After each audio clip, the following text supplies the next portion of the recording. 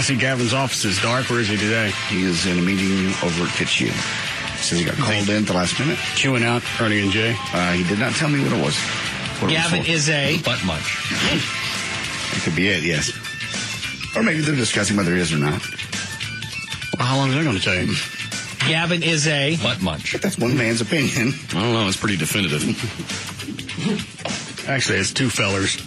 Well, one gives a setup, one spikes the ball. Gavin is a butt munch. You want to hear the... Did you ever dream there'd be a day in radio where you could say that about your boss over and over and over and over and nobody says a word to you? They didn't actually say it. I took their audio and recut it. I know. As you do with me all the time. How'd you know I recut it? It just sounds like, to me, being in radio for a number of years, I thought seriously they'd say that. Sorry, that was damn loud. It just sounds like a little edit there. So it's a bad edit. It's not a bad edit. I don't know what I'm doing. Oh, God. I've been broadcasting long enough to make something sound believable. It sounds something cohesive. They wouldn't say that. Why would they say that? Of course not. They wouldn't say that about their boss. They had quite a bit of respect for Gavin over there. They call him sir. They call him sir. People won't walk. They knock on his door to come in. Nobody wipes their rear on the carpet over there. Nobody blows up his equipment. Nobody blows up his desk. Nobody even rapes him. Well, you don't necessarily know what people do to Gavin over there behind his back. At least Russ does it to his face. Well, you're right. I only see what happens to his face. Yeah, I don't believe in subterfuge. All right, I just got this email from Gavin, the boss man. Dear Ernie and Jay, comma, our station is 82 years old, and would you please not allow callers to say butt munch? Now, I can tell you, I've been in radio for 30 years now. Ain't that the truth? And this is Well, there's some history behind that comment. If there is or not, that was all in the delivery. I'm just wondering if Ernie and Jay really have any camaraderie off the air. Ain't that the truth? Every minute of it, I know. Ain't that the truth? Almost sounds like a little bit of pain. I can tell you, I've been in radio for 30 years now. Ain't that the truth? God. And this is... You want to hear it again? Yes.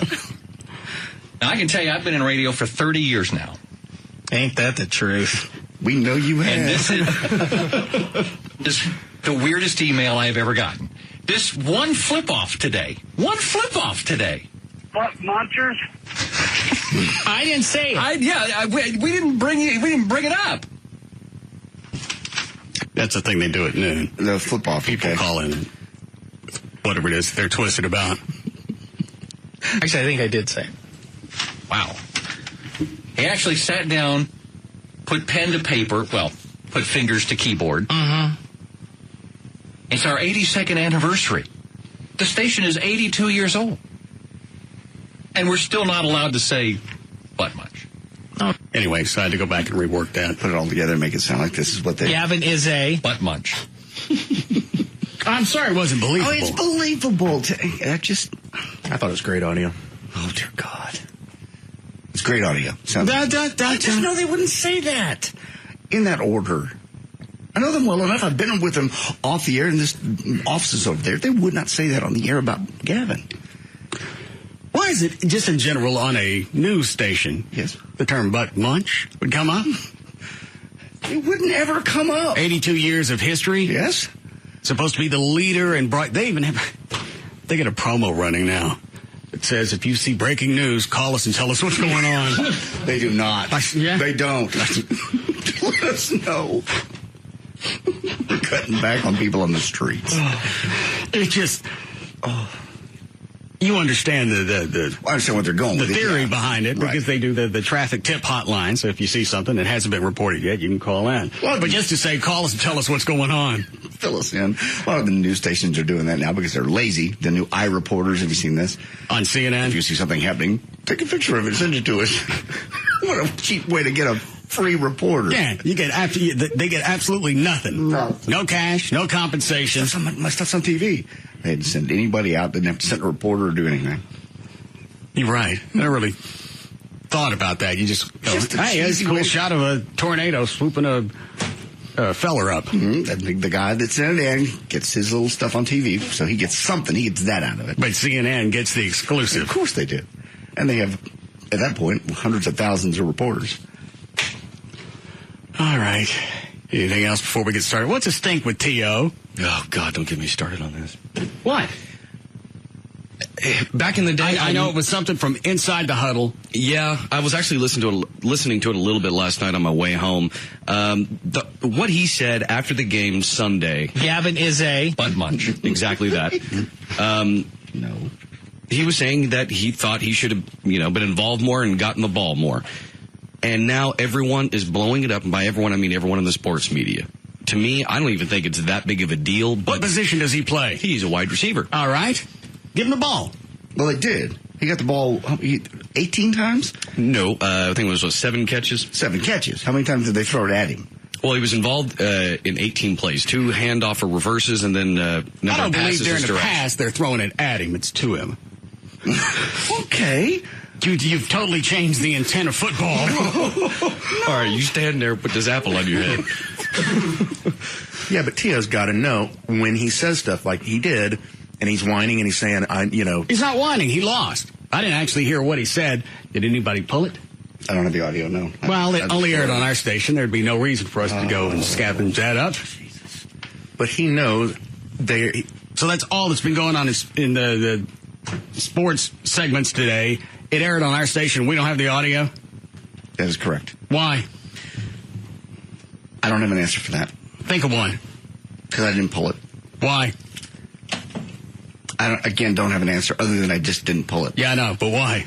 Because I'm stupid. Not this time. That one's worn out. That one's thin. I can see through that one. That's the one that's all the way down to the pad. Come up with a new one. I was hoping for a low ball. I don't have an answer other than I didn't, but I'll have it for you soon. Aired on our station, right? Yes. Nowhere else? No. Exclusive? Yes. We got the audio? Correct. Where is it? It's in an archive somewhere. It's in a vault, audio vault. Where am I? You're in the studio. Where's the vault? It's a computer someplace in this building. Obviously someplace I'm not. You are not connected currently to that audio. How many people are enjoying this? I am. Yeah. Okay. What's the matter, Dan? So uncomfortable. Well, why didn't you pull it? You're the one that's got the biggest heart on about this. Because you don't care about sports usually. I want to hear what he said. So he's whining because they lost. They lost. He's not happy about it. Now, if he was joyous, said, I didn't get the ball enough, I'm glad we lost. Then there's a news story there. But the twist it the other direction doesn't make any sense. Sure wish I knew what he said. He immediately came back and apologized. I don't hear it. That wasn't on our station. That part of the apology wasn't on the station. Well, don't make that sound like that's an out. You don't get stuff that we got. You have a really good point. But Tia's got to be aware. Everything he says, the media is going to be hypercritical of. Yeah, he has a history. All right, so he's got a history. And this time it's people not are going to look. Is he a good player? Yes. Well, of course he's a Has good he been player. an asset to the Cowboys? Undoubtedly. Who cares what he says? Well, I don't, but a lot of people do. Josh Howard. I don't celebrate the national anthem. I don't care. Well, the problem You're not getting cash to be a patriot. You're getting cash to play basketball. Cuban doesn't like what you said, then he'll pop you. Obviously, Cuban didn't have an issue with it. Sent him through some rehab training. Told him camera phones ain't his buddy. Knock it off. And that's the end of it. You're right. And that's the end of that story, specifically. Yeah, but you're talking about someone who almost single-handedly really destroyed one football team, created a huge distraction for another. What are we talking about? We're talking about T.O., and when he played with the 49ers, he really just imploded that team single-handedly. Is that what's happening now? I think the media looks at it and sees if there is going to be a crack, and he's going to start to unravel, and therefore see what damage. See, I would be able to go back and analyze this and dissect it a lot better if I were actually able to hear his words. You know exactly what he said. There are no words. I got nothing to listen to. It's just I got words. I didn't get the ball enough. I also need to hear his intonation. I didn't get the ball enough. That's audio. That's as close as it is. That's it. You're going to stand here until I get it? I can go get it. How long will it take? Probably about 7 or 8 minutes. At our station? Yes. Because it's in a vault that I don't have access to. It was on our airwaves. I didn't record it. I didn't even hear it. I'll email KLLI. I'll bet they got it. No doubt they do. Well, we know we don't. We have it someplace. Do I have it right here? You don't have it in your hand. Is that all that the media's been talking about today? Not really. As far as sports? Yeah, I guess. Okay. Blown out of proportion. Really kind of a controversial story. Not really. Go get the audio! Okay, I will. It was actually on a crawler on ESPN. Oh, I'm sure they have it. Maybe if I get lucky, it'll run on ESPN, and I'll be able to flip the audio up in here. Well, actually, the fact that KLLI broke the story was on ESPN. And I can't get the goddamn audio? Well, it's in a vault. It's in a vault. JD did pull the story, though. The ESPN story. ESPN.com. Top story all day. Are you f***ing with me? Would you like me to turn the sheet of paper around? You want it to be a mystery? He pulled a story that happened on our airwaves from another station. Huh? ESPN? Well, yeah. Call the ticket. Maybe they got it. Read it! Terrell Owens says his postgame comments about the Dallas Cowboys offense were blown out of proportion and that he is not upset with quarterback Tony Romo. On his radio show Tuesday night on KLLI FM, the wide receiver refuted reports. He can't even write his own news story. He's got to pull it from ESPN.com. Am I right? Yeah. Anyway, he had complained, he's refuted reports that he had complained to Romo after the Cowboys' 26-24 loss to the Redskins. I have not, he said.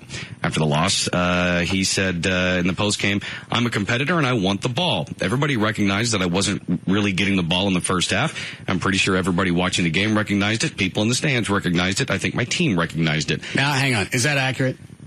I didn't see the game. Did they get the ball in the first half? Yeah, I mean, it's not like they didn't throw it to him. Now, some of them were bad passes.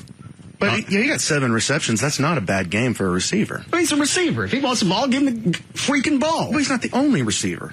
He's not always open. I mean, you have Jason Witten. You have, I'm just drawing a blank, but I mean, we have other receivers that they have to try to disperse the ball to. Okay. Well, and it's not his call. I mean, he's just one guy on the team. He's not the coach. He's not the quarterback. He's just pissed off he didn't get the ball. They lost. You should be pissed off at yourself. Well, but he's done this before, as Trey pointed out. For the Eagles, for example, he created a very divisive situation. We're not talking about that. We're talking about now. Well, but he has a history of We're talking about his history with the Cowboys. Focus. Well, that's why it's a big deal. Has he played well in the last couple of seasons? He played well in all the teams he almost destroyed. Okay.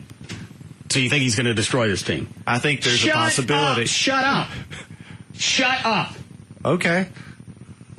Are you retarded? You asked me.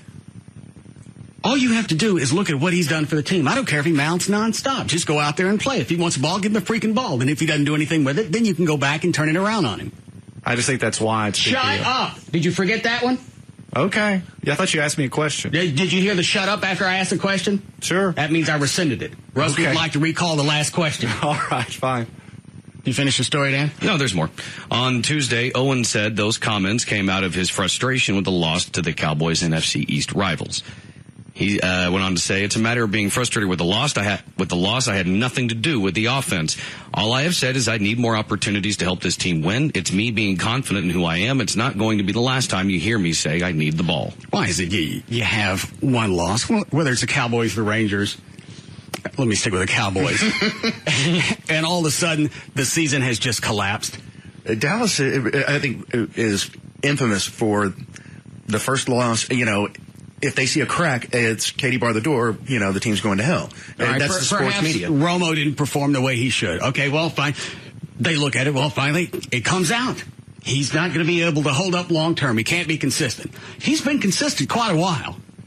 But you got one bad game, and all of a sudden, the entire team is just a house of cards. That's what the sports media would have you believe. And because it works out very well, it gives, radio and TV commentators something to talk about, and they can blow it out of proportion and, put T.O. through the ringer because the man said a few things after a loss. He's frustrated. What is this, John? It's the cuts.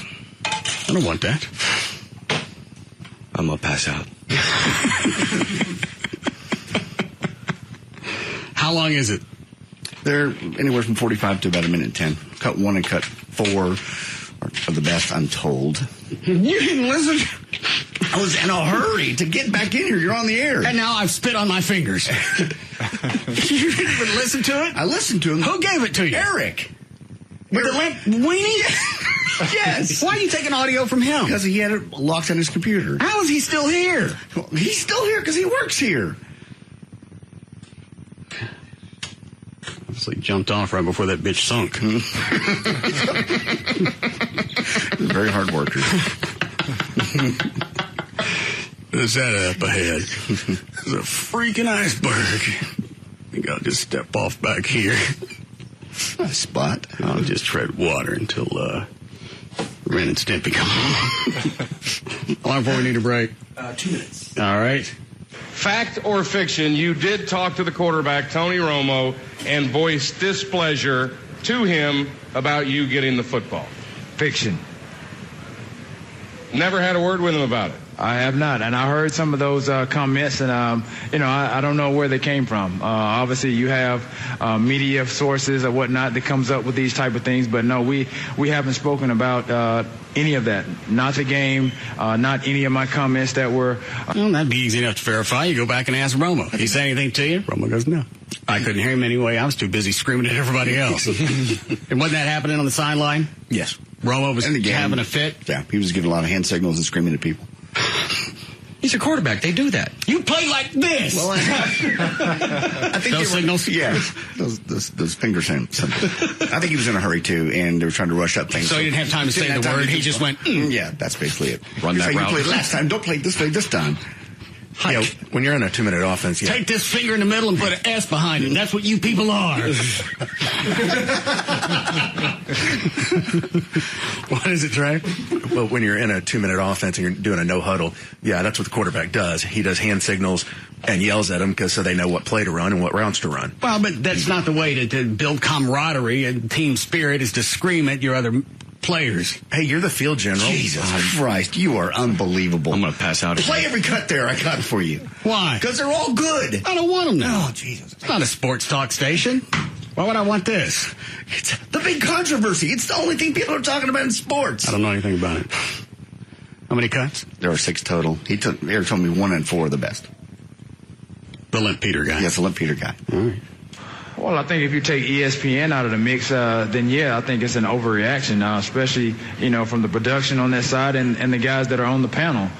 You listen at some of the things that Keyshawn has to say and some of the things that... All right, who's Keyshawn? He's talking about Keyshawn Johnson. All right. Well, that was nice. All right.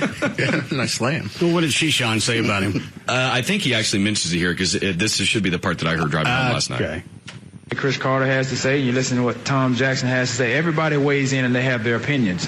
If you look at Keyshawn, who was a number 1 pick, he's the ultimate underachiever, on that panel. You look at some of the things that Chris Carter... Well, he's got a point. Yeah. You're a commentator on a sports station. Well, but he played 10, 11 years in the league. Make no difference. And he's also... You're obviously out of it. Now all you can do is just criticize other people, which is not my stuff. Oh, my God. I can come back and pass out with Dan. I got room for you over here. Carter had to say. I mean, I agree. I would agree with one thing that they say, that Jerry Rice is the best receiver. He's number 1. Right below him, I'm second all time behind him. So other than that, those two guys, they mean nothing to me. Now, statistically, is that correct? Is he number 2 behind the Mahatma Rice guy? Yes, he is. Yeah. Okay. And the last cut was 6? Yes, 6 is just... Well, let's see how he wraps it up. Well, it's not a matter of me being selfish. I think, everybody can weigh in and give their opinion, but I know what I can do when I'm on that football field. I think I know what I can do when I'm involved more. All right, so what do you care what Shishan or the Rice guy or anybody else says? It's just everybody's going to micromanage everything he says. Give me the ball more. Catch him more. Well, if they don't make any difference to him, why does he know their names? Because they're both famous receivers, and they're on the ESPN NFL Countdown. But they're also... They get to criticize him. He doesn't get to criticize them. But that's what they're supposed to do. I mean, they're supposed to blow things out of proportion so they have something to talk about. Exactly. All right. Thanks for speeding them up, Dan. Yeah, this is part of what I'm talking about with the Shishan. Because why does he not like him? Well, for one, Keyshawn Johnson was a guy, when he played for the Buccaneers, got kicked off the team in the middle of the season, and then the team went and won the Super Bowl. And he wrote a book, and T.O. actually mentioned it last night, titled, Give Me the Damn Ball. And so Keyshawn is now criticizing Terrell Owens for saying the exact same things that he said in worse ways. Well, that's the player called... No, a break. Time for a break.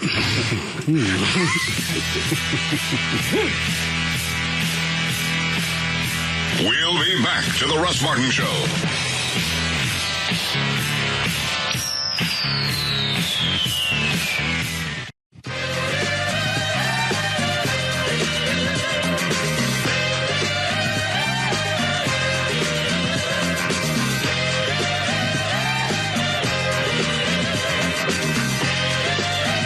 We're back to the Russ Martin Show.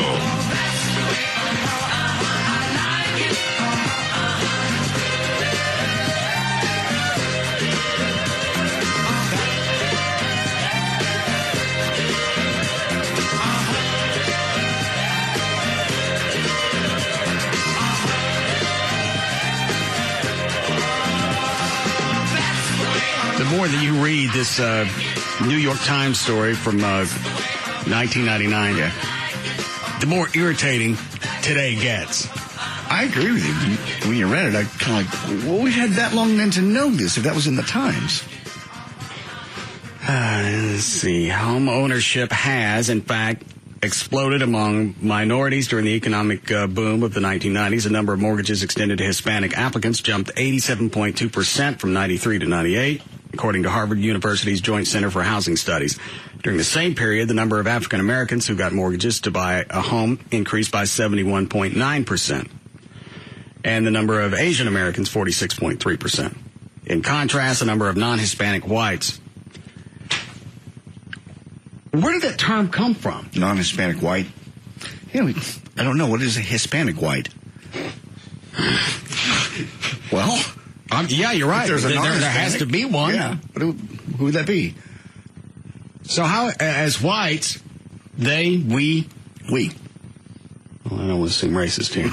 You're white. How did it become a category? Why wouldn't it be non-African American white, non-Asian white? It's just that you see it all the time, though. Well, that was in 1999 they were using it. In contrast, the number of non-Hispanic whites who received loans for home loans increased 31.2%. So you had an ass load of all races getting loans. They should loans. Well, I see. In July, this is going to be of 1999, the Department of Housing and Urban Development proposed that by the end of year 2001, 50% of Fannie Mae's and Freddie Mac's portfolio be made up of loans to low and moderate income borrowers. Last year, which would have been 1998, 44% of the loans Fannie Mae purchased were from those groups. The change in policy also comes in the same time that HUD is investigating allegations of racial discrimination in the automated underwriting systems used by Fannie Mae and Freddie Mac to determine the credit worthiness of credit applicants. So you had all the telltale signs leading into the Bush administration. Why not nip this if you know that the economy has to be strong for this not to fall apart? If it was just this one article and passed on, I can see it. But obviously, this answers my other question, which is there were people waving flags. There were people going, hey, do the math here. And it was as far back as 9 years ago. Well, this was the story. The headline was Fannie Mae eases credit to aid mortgage lending. So it actually sounds like a benefit of the booming economy. There's something good. You've got people who are able to get into homes who otherwise would have been just stuck in either apartments, governmental housing, whatever. But somewhere in that article it says, this is a warning flag. if the economy doesn't. Well, as you read this, you get it with hindsight. But when this story was published, everything was rosy. The economy was where it needed to be, and it looked like we were headed for extended growth. So you'd read this, and there'd be no cause for concern. We always make that mistake. Everything's going to get better. Everything's going to, maintain what it is at least. So you're right. This came in. This article came and went. What is it, Everett? I think part of the issue too was, and Trey would know more about this than I, but the balloon mortgage deal. People believed at the time all those balloon mortgages were being processed that property values would continue to increase. Is that the ARM? Yes, same type adjustable of rate mortgage. Exactly. Go ahead. And so what ended up happening is, they thought, well, go ahead, do the balloon mortgage. As you build equity, your property value will also increase, and you'll be able to refinance on down the road, and everything will be fine. But when the property values didn't go up as anticipated, people were left with these huge mortgage payments that they couldn't make. No equity, nothing to cash out on, so you could be able to just pay whatever you should for the house and get out of it. And at least, walk away from it without. Well, another thing that happened is... Make it quick, because I'm done with this. When it came time to refinance, people had already taken a hit. Than that. Their credit was bad. They couldn't refinance. I didn't understand what you said. What? A lot of people, when they got these ARMs, their credit was fine, but then they took a hit, lost a job, something, and then when it came time to refinance their ARM, they didn't have the credit to do it, so they got stuck with it. So it was a nice big planned circle jerk. Exactly. Okay. Ready to go, Dan? Yeah. Gavin got this voicemail from Eddie Gossage, and he's not really enthused about it. He loves Eddie. He loves Eddie, but he doesn't like this idea. Oh. All right, I don't want to hear that one. Where's it come up? There? Okay. And this came up on the show yesterday. All right. Hey, Gavin, this is Eddie Gossage over at Texas Motor Speedway. You were over here and we were talking about a bunch of ideas yesterday in my office. And then I was listening to Russ on the way home, and I got to tell you, I like the idea of enhancing our broadcast on Live 105 with videos and pictures. I'm a big picture guy, a visual guy.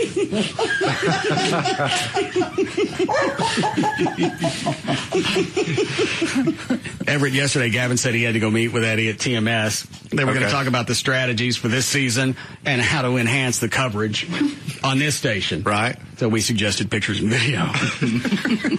Well, I'm glad to see Eddie agrees. Us on the way home, and I got to tell you, I like the idea of enhancing our broadcast on Live 105 with videos and pictures. I'm a big picture guy, a visual guy, and that's the future. So if you can look into that, I think it'd be great. Maybe even we can make that happen for the Dickies 500 coming up November 2nd here. So let me know your thoughts. I thought it sounded like a great idea from Russ. So let's get video and pictures on Live 105.3. Thanks, man. I want to see the indention in whatever Gavin slammed his head in when he got that. There's probably radio. How are you going to appease him? Well, we'll have a medium to do that. You think he means TV? Maybe we should just go straight to film. Live 105.3 Productions. That's a good idea. You can get on it. The funny thing about this is Gavin does anything he has to kiss Eddie's ass because it's a big ratings draw for the station on the weekends. It's a lot of income to the station. And he always wants to make sure that Eddie is just always elated with whatever he gets. Now Gavin's got to come up with video and pictures. He's got to do it before the Dickies 500 comes around. I see Eddie got that in. Gavin's meeting with somebody.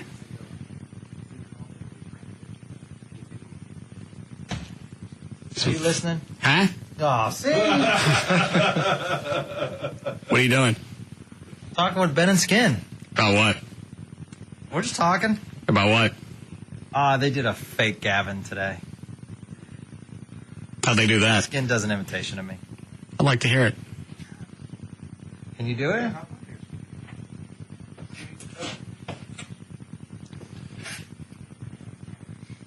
I've lost interest. Or is he just acting it out? Possibly. I stand here in the chair. I put this noose around my neck. I'm sitting here being afraid of clowns. You know what? Let me play this for Everett. I wasn't going to use this yesterday because I thought it was just too fantastic of a scenario, and I think anybody would buy it. Okay. Especially that Gavin would be that paranoid. All right. And nobody in the studio figured out how this was happening until almost the very end. All right. So that's enough of a setup. Okay. Okay. I'm in the car, coming to work. I call Gavin on his cell. He's in his car. Gotcha. Okay. We're going to be giving away. Uconnect is connected. Ready. Call. Name, please. Gavin. I'll fast forward past this. All right. Would you like to call? Mo. Hello? What are you doing? Just driving. What's up? Did we get bikini girls for the yard sale for this Saturday? Yeah, I'm working on a couple places that are going to provide a couple girls. Oh. So we should have an answer, I would say, at least tomorrow. So where are you at now? I'm driving on Central. Where are you going? Just had to pick up some errands, Walmart, pick up a couple things. Why? Just asking what you're doing. Hey, could you stop at that McDonald's up there on the right and get me a salad? What? Salad. Yeah, I know that part. Yeah, I can, but how would you know that I'm at McDonald's, that I'm near McDonald's? I'm just asking, can you stop or not? You're going to miss that? Well, it, you passed it. Dude, you got someone. You figure it out? Well, one possibility is you're following him. How about that? Nobody in the studio got that. Gavin doesn't even stop to consider it and goes through his paranoia fit. Well, what else? You waited longer to hit stop on that, so Everett had more of a chance to figure that part out. Initially, we all thought he had some sort of GPS tracking system on Gavin's car, because we know Russ, he wouldn't actually take the time to follow somebody. I still say you were following him. That's what I was doing. Yeah. I left the house early, went by the Guitar Center. On the way over here, I see Gavin in front of me. Right. And instead of thinking, oh, he's behind me. Not with you. No. Anybody else? Yes. Wait, where are you? I'm sure you're behind me. Anybody else? But you track people. Tracking system wouldn't be that precise, I don't think. Well, not as precise as this is about to get. What's going on? How do you know I was at a McDonald's? How do you know I just passed a McDonald's? I'm just asking if you could stop. Obviously, you're too goddamn busy. Didn't you wear that blue shirt 2 or 3 days ago? What was that? The blue shirt you got on. Didn't you wear that a couple of days ago? What the hell is going on? How do you know I'm wearing a blue shirt? And how do you know I just passed a f***ing McDonald's? What the f*** is going on? You got someone watching me? Do you have someone around me? What the hell? I'm behind you in f***ing traffic, dildo! Oh, you scared the living shit out of me, man. Paranoid ass. God. Now go back to that McDonald's and get me a salad. Very nice. But normally you would have no business being on 75. That's probably one of the first things that threw me off. That is an unusual route for you. So immediately, because I very seldom drive Central, Gavin's gone into the twilight zone. No. I'm afraid I would have too, at least initially. I would have thought, well, he's having me followed. Well, why is it Everett figured it out? He's a bad boy. I don't know. Well, then Everett would have been along with the conspiracy theory that I had put some type of tracking webcam on Gavin's car.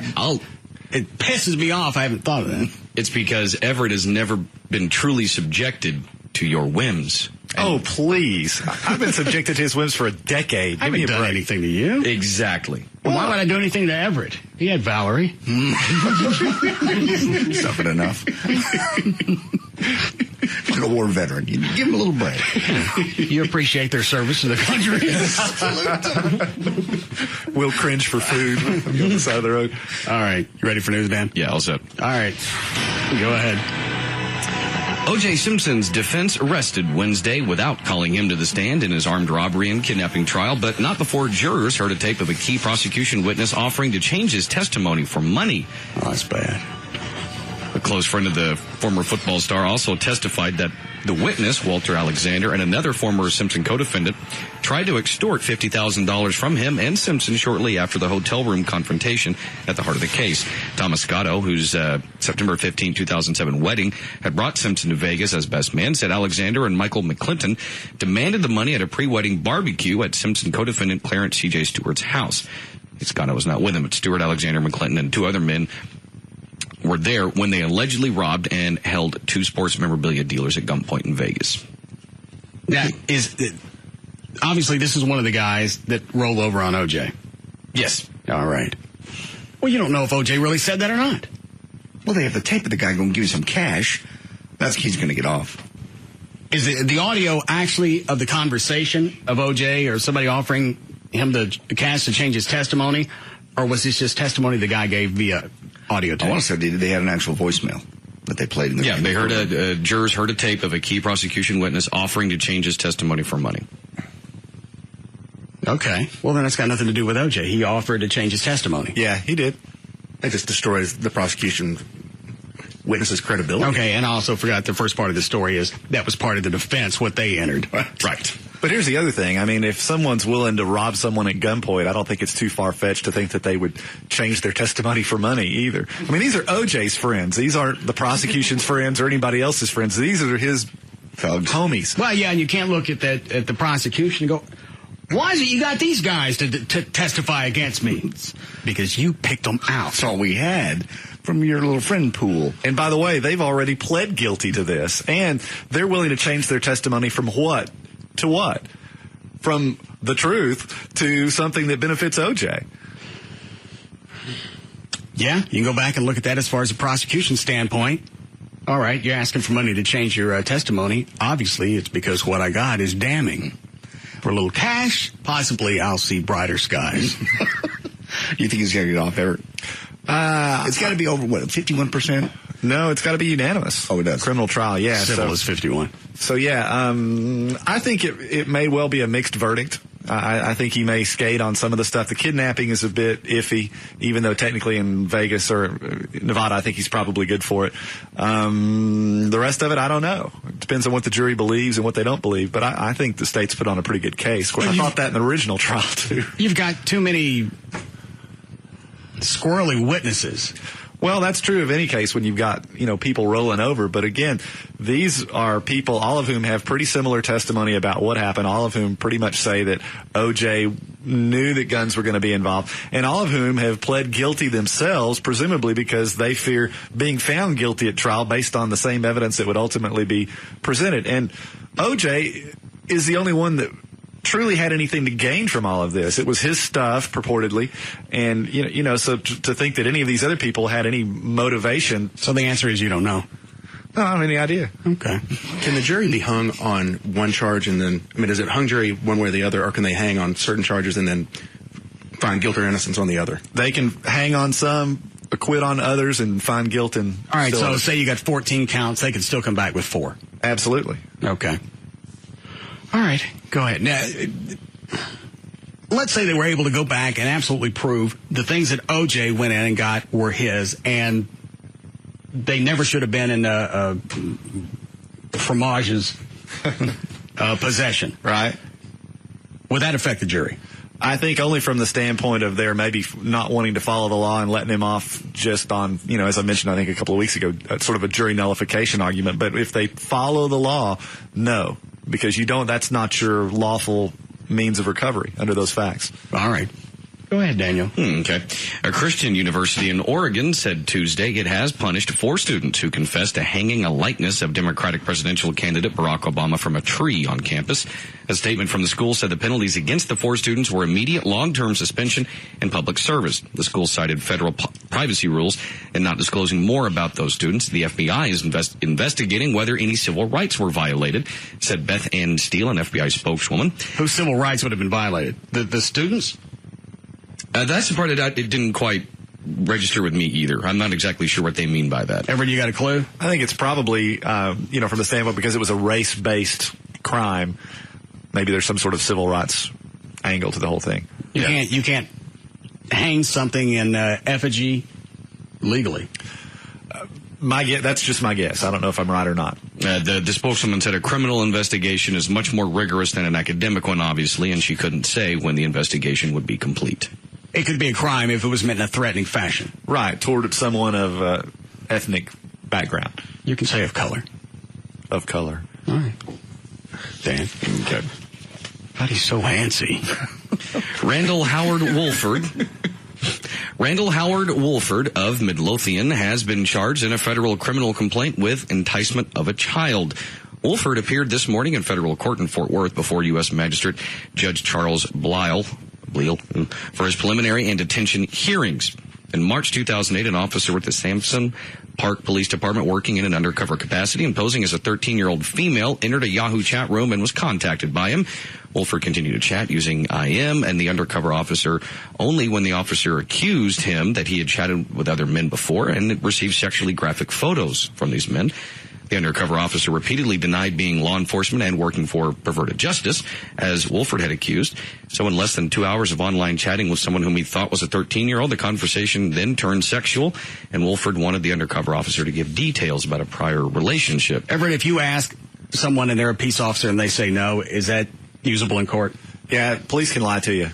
Absolutely. Okay. All right. Well, especially in this case, I'm cool with them lying to you. Well, sure. Absolutely. Wait till you hear the last line of the story. Oh, all right. So he was working with perverted justice? Yes. No. He said he was not in the email. I'm not sure if he was or not. All right. Definitely working with the Sampson police. According to the affidavit, during the course of the investigation... What? Are you ready for this part? Listen up. Well, shut up so I can hear it. The undercover officer discovered that Wolford had committed similar acts a few years ago, and he attempted to meet another underage girl and was caught in a sting operation conducted by Perverted Justice and NBC's Dateline television show. Well, God. And let go. And we're surprised he did it again. That's where I've heard that name. We're not, huh? I'd heard that name before and couldn't recall, but that's where I'd heard the name. What was his name? Wolford. I don't remember it. And I watched most of the Dateline Perverted Justice specials. I saw a video piece on it. Yeah, he's got a mugshot. Maybe he looked familiar to you. Well, they showed him walking out of the house, the whole thing. Yeah, I think I do. I think I remember him. So he's one of the guys from Murphy that they let go. And of course, and the headline on this is man caught in NBC Dateline sting faces federal charges for similar incident. I don't know why the DA in Collin County wouldn't have taken a chance. I know they don't like to lose cases. I know that's a reason why they'll bail on some of them. But a situation like this, when these guys admitted it on television, whether that's admissible or not, but they admitted it to investigators, that's enough. It should be enough. Because this isn't going to be, you didn't get lucky and catch them on their first go round being a child predator. And they went right back and did it again, and some of them had been caught previously, even by Perverted Justice and by Dateline. Well, and it's been good enough in every other jurisdiction that Perverted Justice has and they didn't done try stuff. Even the ones that were from Murphy, so their little jurisdictional thing doesn't work. Yeah, I mean, I don't buy the jurisdictional issue because they subjected themselves to Collin County's jurisdiction when they went there. So the only reason to bail on it is what? Because that's been a mystery from the beginning. And I know the other networks went after NBC and accused them of sensationalizing this entire sting. They do that. They've been doing that on Cops on Fox for 20 years. That's my favorite line. Well, you had cameras there. You ever flip the Fox channel on? Documenting criminal conduct. Yeah. Yeah. You actually had close-up shots of all these different events going on. So the only reason to bail on this is what? I really don't have any idea because, as I say, this was sufficient in every other jurisdiction that I'm aware of that Perverted Justice operated in a very similar fashion. And I can't see a jury not convicting based on that evidence. You know, ladies and gentlemen of the jury, I will now press play. And isn't Collin County notoriously hard as far as the juries and convicting criminals? Yes. I don't get not trying at least a couple of them. We've said it before. There's something political that we don't know about. Well, again, the upside is they were on television. People around them that allowed them access to children, they didn't have that anymore. So hopefully anything immediately around them, they weren't able to go out and molest. And again, you wonder how many more of them have done this and just not gotten caught yet. Well, and how hardcore are you? You've been caught up in this huge nationally televised sting, and you go out and do it again? Yeah, you're free and clear. And he had different guys during the questioning with the investigators, say, I knew this was a sting, and just the overall drive to be a pedophile was too strong for me to stop. I just had a bad feeling about it. Then why would you continue doing this? And again, how many more have done it again since then? That's just it. Did we ever hear from the police chief out there? Chief Myrick? Yeah. No. They let him go or he resigned? I think he was let go. I just thought at some point. Well, we'll get all the missing pieces when he can talk about it. But right now, if you've got people like Everett and other prosecutors in Texas, I think, what was it, Harris County? Travis. That looked at this and said, I'm not going to really comment on Collin County, but we could have prosecuted here. Anywhere else in the state. Or especially if you got a screen name like Twink Toilet. All right, we'll be back.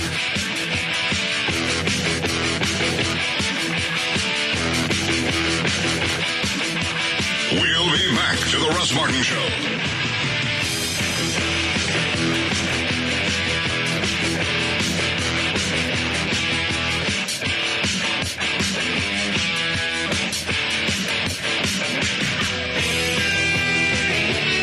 Contenders come and go, but there's only one afternoon champ. The Russ Martin Show.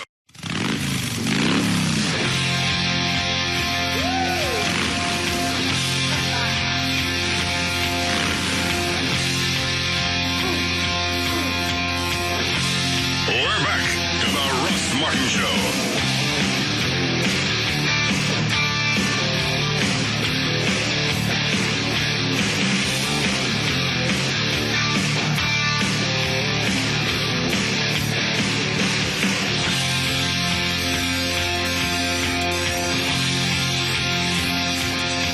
All right, Dan, let's go. All right, traffic right now brought to us by Texas Motor Speedway and also by Don Davis Auto in DeSoto, 35 southbound to Pleasant Run.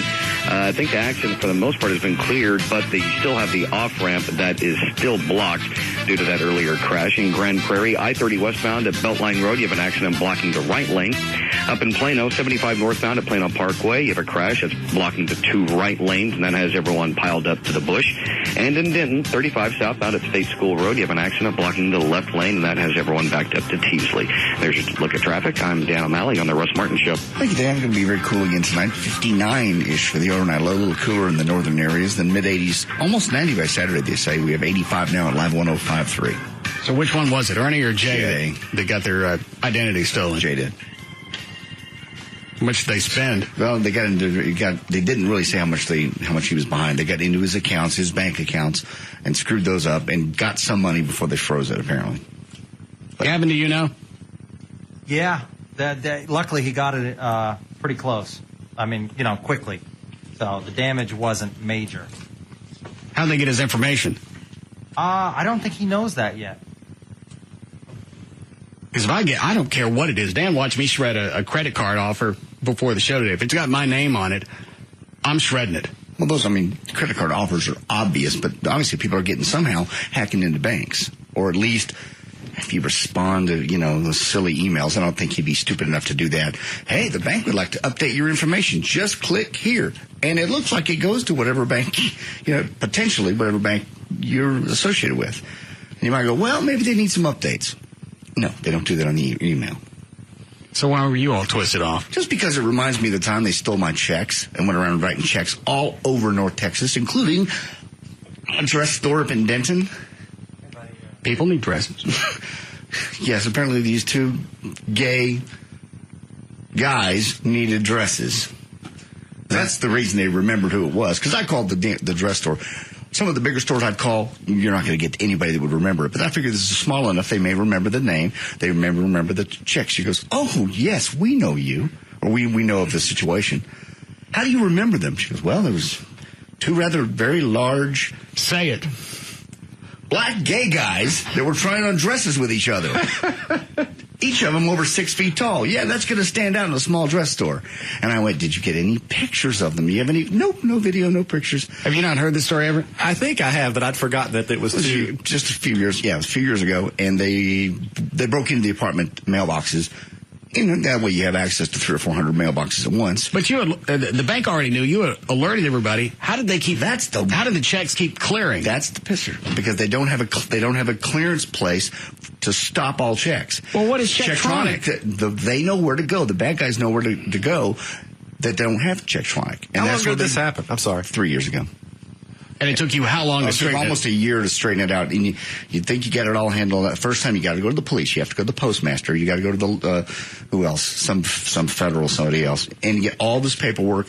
Get NAACP? No, get all the information from the bank. And every time one comes through, you have to call the collection people. You got to send all this information, and it's just so time consuming. And every time you get it, you get more pissed off and more pissed off. And you think it's handled. 9 months later, another one comes in. I even called one of the companies, and I won't say their name, and said, "Where's this check been for 9 months?" Well, we don't know. We just got it. So it sat somewhere for 9 months, and nobody paid attention to it. Meanwhile, doing God knows whatever else. So, yeah, they out of 250 checks, they tried to cash, or they did cash, I should say, 70.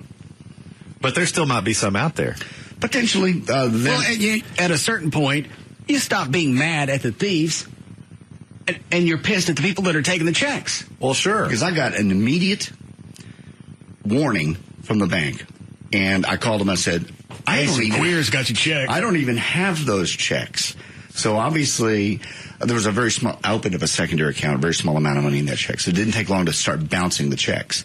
And I called them, I went, I just opened that account.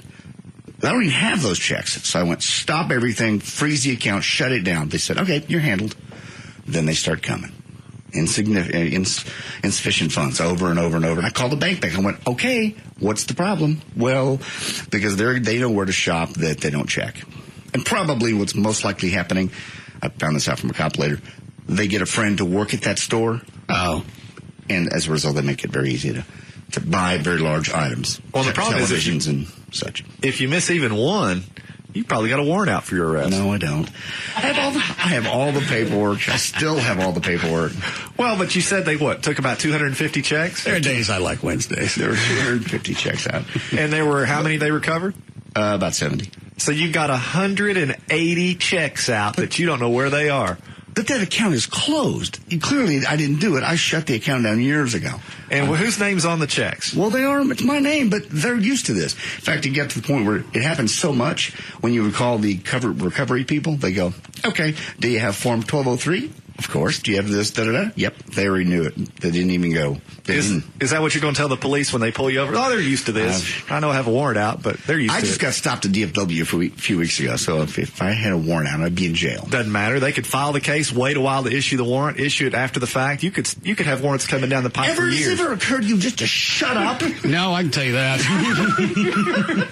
Not when I'm on a roll like this. Does it flash on you that I don't need this kind of stress? Well, I'm just trying to help you out. You're not trying to help me out because there's nothing I can do. They did find a group of people in that area, in the mid-cities, that were doing that, stealing from apartment mailboxes and doing that. So I'm hoping. So you never found out never did. If they actually got popped? Never did, no. You got pulled over again? No, he's talking about at the airport. A few weeks ago. And I don't know how anybody throws anything away that's not shredded. If it's really important, I'll shred it, and I got one of the crosscut shredders, and then I'll take a dump in it. That way, if they go back and piece through it, they earned whatever it is that they were able to glean from that. I think most people just take the stance of, well, it's just not going to happen to me. I'm not going to be that unlucky. I'll just tear it in half and throw it away. Not after that. Not after that. Yeah, because even if it makes it out off your front driveway, that doesn't mean you're in the clear, because all they got to do is go to the landfill and dig through a bunch of crap. Or just go through your trash at night. They're not going to like mine. No. They might just avoid yours. Yeah, you're right. Go through the landfill and just look through, 10, 15 bags. Somebody's going to be stupid enough to leave something in there. It's just enough information. I like the idea, though. Every time you take the trash out, you just take a dump right on the top of it, then close it up. I even asked the lady, I said, do these black gentlemen have driver's license to match the checks? And that really, for whatever reason, pissed me off, because they well, sure it would. Created driver's licenses with my name on them and cashed my checks everywhere. It has nothing to do with the fact that they're black. Oh, the irony. It had nothing to do with the fact that they were black. And the only reason they stood out is because they were black guys in a dress store. Maybe you're on some kind of list. Why wouldn't it stand out if they were white guys in a dress store? It just guys, gay guys in a dress store. No. That's not what you said. I'm telling you what the lady at the dress store told me. I did not make this up. She goes, well, yes, we... I'll help you out. Normally, you don't think of black guys as being gay. That seems like something only whites do. Yes. But you said it really pissed you off that they have driver's license with your name on it. Well, that had nothing to do with black. Just people that would go to the trouble of getting... When's the last time you looked at your credit report? Last week. Everything in the clear? Everything's fine.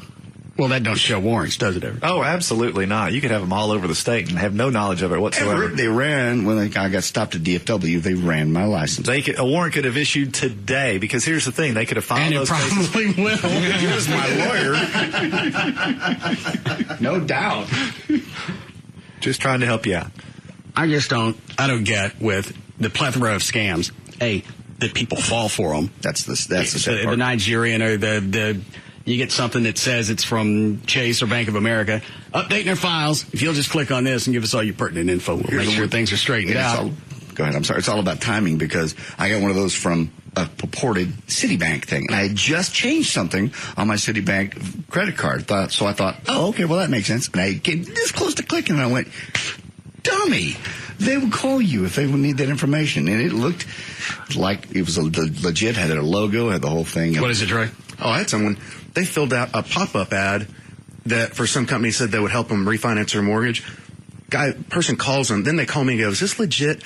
Calls them and says, give me your credit card, and for $200 a month, we'll negotiate with your mortgage company and we'll get your rate lowered and constantly help you out with credit cards and everything else for just $200 a month, and you're going to save so much more. That's a good deal. Did he keep it? You still have his number? Gavin has more info on Jay's identity theft. Yeah, what is it, Gavin? Yeah, same thing happened to me, actually, when I lived in Las Vegas. What happened is he believes he was out to eat the other day and paid on his credit card. Someone writes down the credit card number, and then they just call, and they booked a couple of hotel rooms. So luckily, he checks almost on a daily basis. Why don't you just go to the hotel room and wait on them? That's what I do. Well, I mean, you leave that up to the company that you dealt with or the credit card company. They're not going to do that. That's worth me paying the extra money, and I go sit and I wait near that hotel room for them to check in. This reeks of O.J. Simpson. I'll go get my stuff back. That's what they have if you ever see them double swipe your card, be very careful, because sometimes that second swipe, they're recording your information. So that's what happened to me in Europe. They double swipe it on the same machine, or they have... No, they double swipe it on the same machine, but they said sometimes on that second swipe, they're doing that to record your information, keep your card number, keep your signature, everything else, and therefore they can go on a shopping spree. All right. Which one of those, Alfie? Line 7. Okay. Yes, Grant. Yes, I work for waste management at the DFW landfill in Louisville, and we don't allow people to come dig through the trash. Once they dump it, we push it straight in a hole and cover it up with dirt. Well, but you can't watch what's going on nonstop. And again, if it's sitting out in front of your house, they come by in the middle of the night and grab your crap and go. Sure. Take a pickup truck, get 10 of them. The odds are good. No one digs through my trash because I got lots of stinky diapers in there. So have at it. And there was I don't know how old this scam is. Somebody sent me this a few weeks ago. I set it aside. This is an identity theft, but it's like the Nigerian scam. Yeah. Whatever. Snopes says it's a scam. Okay. But if I got this email or phone call, I might at least look into it. What was it? You get a letter from somebody. Okay, this came through regular mail. Email, whatever, it's just a contact. It says, good day.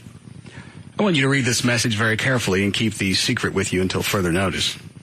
You have no need of knowing who I am, where I am, till I make out a space for us to see.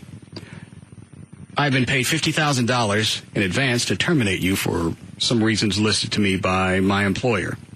It's one I believe you call a friend. I followed you closely for 1 week and 3 days now and have seen that you are innocent of the accusation. Do not contact the police or the FBI or trying to send a copy of this item, because if you do, I will know and might be pushed to do what I've been paid to do anyway. God. Now, I will arrange for us to see face-to-face, but before that, I'll need the amount of $80,000, and you will have nothing to be afraid of. Then it goes on with account information, and there's several of them that go around. Maybe when I look. And they always start out very cordial. The first one was good day. This one is, I am pleased to inform you I won't be killing you. that we've been paid to assassinate you by your coworker in your office. I want you to listen very carefully about your safety and do not, I repeat, do not try in any way to do anything funny. In other words, trying to inform any security agent, because this is our business and we know how to do it best. We have our network all over the world in order not to endanger your life. The more of us would like you to get back to us immediately. How much do they want? It doesn't say here. I wait to hear from you on this matter within the next 24 hours, and if that is, if you appreciate and love your existence, please do not in any way communicate this or discuss with anybody because you wouldn't know whom you are talking with. Our watchdogs are on you. Do not make any mistakes. God be with you and good luck. All that from a beef at work? Well, here's one more. Someone that you call your friend wants you dead. I feel very sorry and bad for you that your life is going to end like this, and if you don't comply, I was paid to eliminate you, and I have to do this within 10 days. Obviously, there's a penalty. Well, the deal expires. Someone you call your friend wants you dead by all means, and the person has spent a lot of money on this. The person also came to us and told us that he wants you dead, and he provided us your name, photograph, and other necessary information we needed about you. If you're in doubt with this, I will send you your name and all the information in the next email.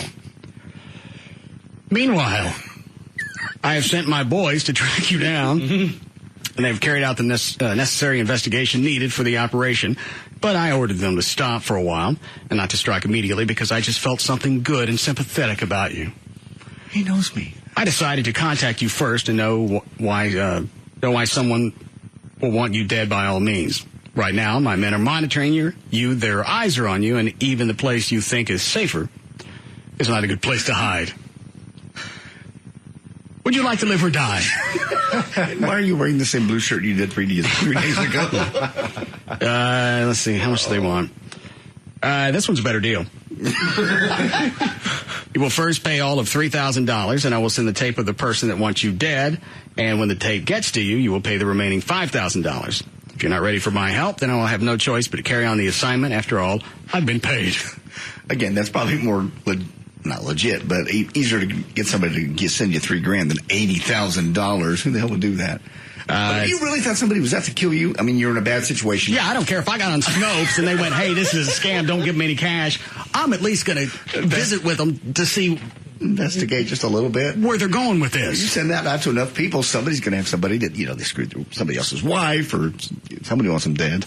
I knew it. Bastard. I know who it is, too. Do not think of contacting the police or even telling anyone, because I will extend it to any member of your family since you are aware that someone wants you dead and the person knows some members of your family as well. So how do you make the payment? You always contact back and forth with email. They set up the meeting place. Okay. For your own good, I will advise you not to go out once it is 7 p.m. until I make time to see you and give you the tape of my discussion with the person who wants you dead. Then you can use it to take any legal action you want. Good luck. I await your reply. That would be really easy for a cop to set up a sting operation on that one, because that's a terroristic threat.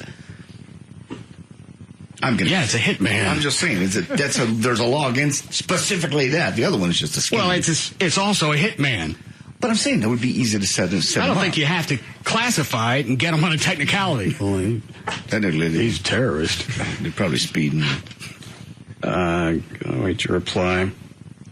Yeah, this last one was actually the better of all the deals. $3,000?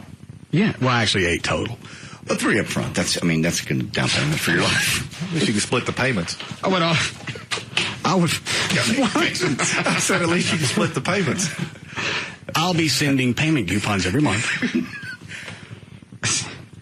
It would almost, if they only ask for $3,000, it's almost worth just handing it to them and go, I don't care if I got screwed or not. Here's the money. Then he writes back, kidding. Thanks for the cash. All right, well, still, I feel a lot better about things in general. But really, of all the scams out there, this is the one that probably got the best. You got the best shot. If anybody would fall for seeing a return for the Nigerian scam, you can certainly see people falling for that. Because I'd get that, and I'd at least investigate it. Yeah, you just don't hit delete and go, screw the Nigerians. Then start looking around the office. Which one of those? Line 4. All right. How we doing, Cloak? 3-3. All right. Yes, Aaron. I had a checking account in college for a car, and it's been closed for some time. I got a letter from Washington. I thought I owed the IRS money or something. I opened it up scared, and it was a company that said if I sent them a personal check and my mother's maiden name, my social security number and everything, they could go back to this old bank, and they had found $2,600 that I had left in an account there. So I emailed them, and so, well, hey, why don't you just take the money, the finder's fee, the $54 finder's fee you want, out of the $2,600 and send me the $2,600 less the money, and they said they couldn't do it. That I had to send them a check from me plus all my personal information to retrieve the money that I left behind. So what'd you do with the cash? Nothing. But I guess if I'd sent them a check and then all my personal information, they would have had all my account numbers and everything else to do it with now with my current account. Well, it turns into a free-for-all. And they also have your signature, and now they get to open up accounts and start writing them. All right. Thanks. Yes, Christy. Well, what you're talking about as far as the double swiping of the card is skimming, most prevalent at restaurants, so definitely want to be careful about that. The thing with getting solicitations in the mail, if you want those to stop, the cheapest way to do that is write no thanks on that bad boy, stick it in that postage paid envelope they sent you, and send it back to them. They'll take you off that list. They'll stop sending you. I just always write deceased. That works too. Yeah, you send it back? Yeah. Okay. They'll take you off of their solicitation list and you stop getting those credit applications in the mail. Okay. The other thing is that there's also websites out there that where you can order like the specialty checks. Some of the websites will let you just put in the routing number and account number. I wouldn't have to steal your checks. If I've got your routing number and account number, I can have checks made in my name and sent to me with your information. Yeah, that's why I stopped ordering checks for the few that I still write. Thanks, Christy. You can go to Fry's and you get checks that you can print on that the banks will take, the security paper. So I never have to worry about anything going through the mail. Well, I don't let them come through the mail anymore. I pick them up at the bank only. But it's still a nightmare. Any more of those? Four? Yes, Steve. Yeah, I was just going to say, I'm a restaurant manager that's currently, we're in the middle of prosecuting a girl that double swiped that credit card like he was saying earlier. She swiped it first time for the actual amount of the purchase, and then when the customer, she was on the phone, it was a lady, and she was on the phone, on her cell phone, not really paying any attention, and she swiped it again and did it so fast that nobody even noticed it. And the only way we called her was the girl went home, checked that evening, it was a debit card, and saw where there had been 2 charges, and we pulled the cards and I found out about it and turned it over to the local police. We had two instances of this. Now, don't they also make swipers that they'll set next to the company's equipment, and they'll swipe it there, and then they'll swipe it in the other one? That stores the information, and then they'll just sell that. But they probably do that. I think if she had the ability, she would have taken the numbers and gone home and done some more stuff. But the number, she couldn't get the number because one of the credit card receipts, even the ones that we keep, it has all the numbers blocked out except the last 4 digits. All right, so I go at a restaurant, any place where I'm going to pay, my credit card is going to leave my person for a while. What am I supposed to do? Well, in my particular operation, it never leaves your sight. I mean, it's right there in front of you now, and so. But you just need to watch the person that's swiping it and make sure that she doesn't swipe it twice, or if she does, sometimes it'll drop off line. The phone line won't connect. Well, I know, but most of the restaurants, they take it behind the counter, they swipe it, they come back. I don't know what's going on behind the counter. Right, you're screwed then. You just need to make sure you check your place. Oh, okay. Thank you. Well, I know some credit cards have flags that are indicative of fraudulent activity. One time I bought gas for myself and then bought gas for somebody else immediately afterwards, and my account got frozen, and I didn't know why, and I called them. They said, well, you had 2 gas purchases back to back. It's one of your clients? No, somebody at state. Oh, okay. Yeah. I just know you had one of your clients that owed you money. You had to go hit a couple of Jack-in-the-Box drive-thrus. Now, we've been through this. I didn't have him hit any Jack-in-the-Boxes. I just told him. Your response was, I didn't tell him Jack-in-the-Box. Well, no, I didn't. Yes. I merely indicated to him that it would be very much in his best interest to pay the balance of my fee, as we had agreed at the time he hired me. So you filled up his truck? No. I didn't fill up his truck. He had money to go do that, and I said, go forward, proceed to. But you were adamant with him. You owe me this money, and you need to pay me in a timely fashion. Well, absolutely. Jack in the Box open 24/7. We had an agreement. I said, Do you like clowns? I said you need to undertake any means necessary, and of course I implied that it be lawful. Without actually stating it, I just presumed he would understand that he needed to go out and, maybe. This is a guy who's broken the law before. Well, yeah. So you're assuming he's going to. And what was he needing your help or? And you already knew he didn't have any cash, so you're pushing him. And really, the only option he has to do is to go knock somebody off. Well, I wasn't specific in the way that I wanted him to get this money. I just said maybe next time you'd be specific, and he would be stupid enough to hold up drive-thrus. Yeah, in retrospect, that was not the best of choices. What was he charged with? Originally? Yeah. He had a couple of big drug cases. And why did you take that thinking you're going to get paid? Because they already took his drugs away. Well, I mean, he paid me initially a sizable amount as a down payment. And in cash? I don't recall. I bet you did. Do we need a break? Yeah. All right. We'll be back.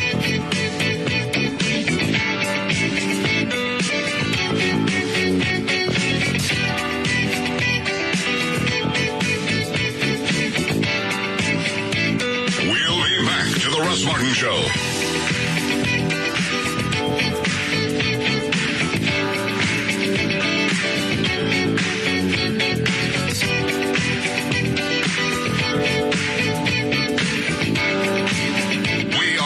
Fort Worth's most listened to talk station. We're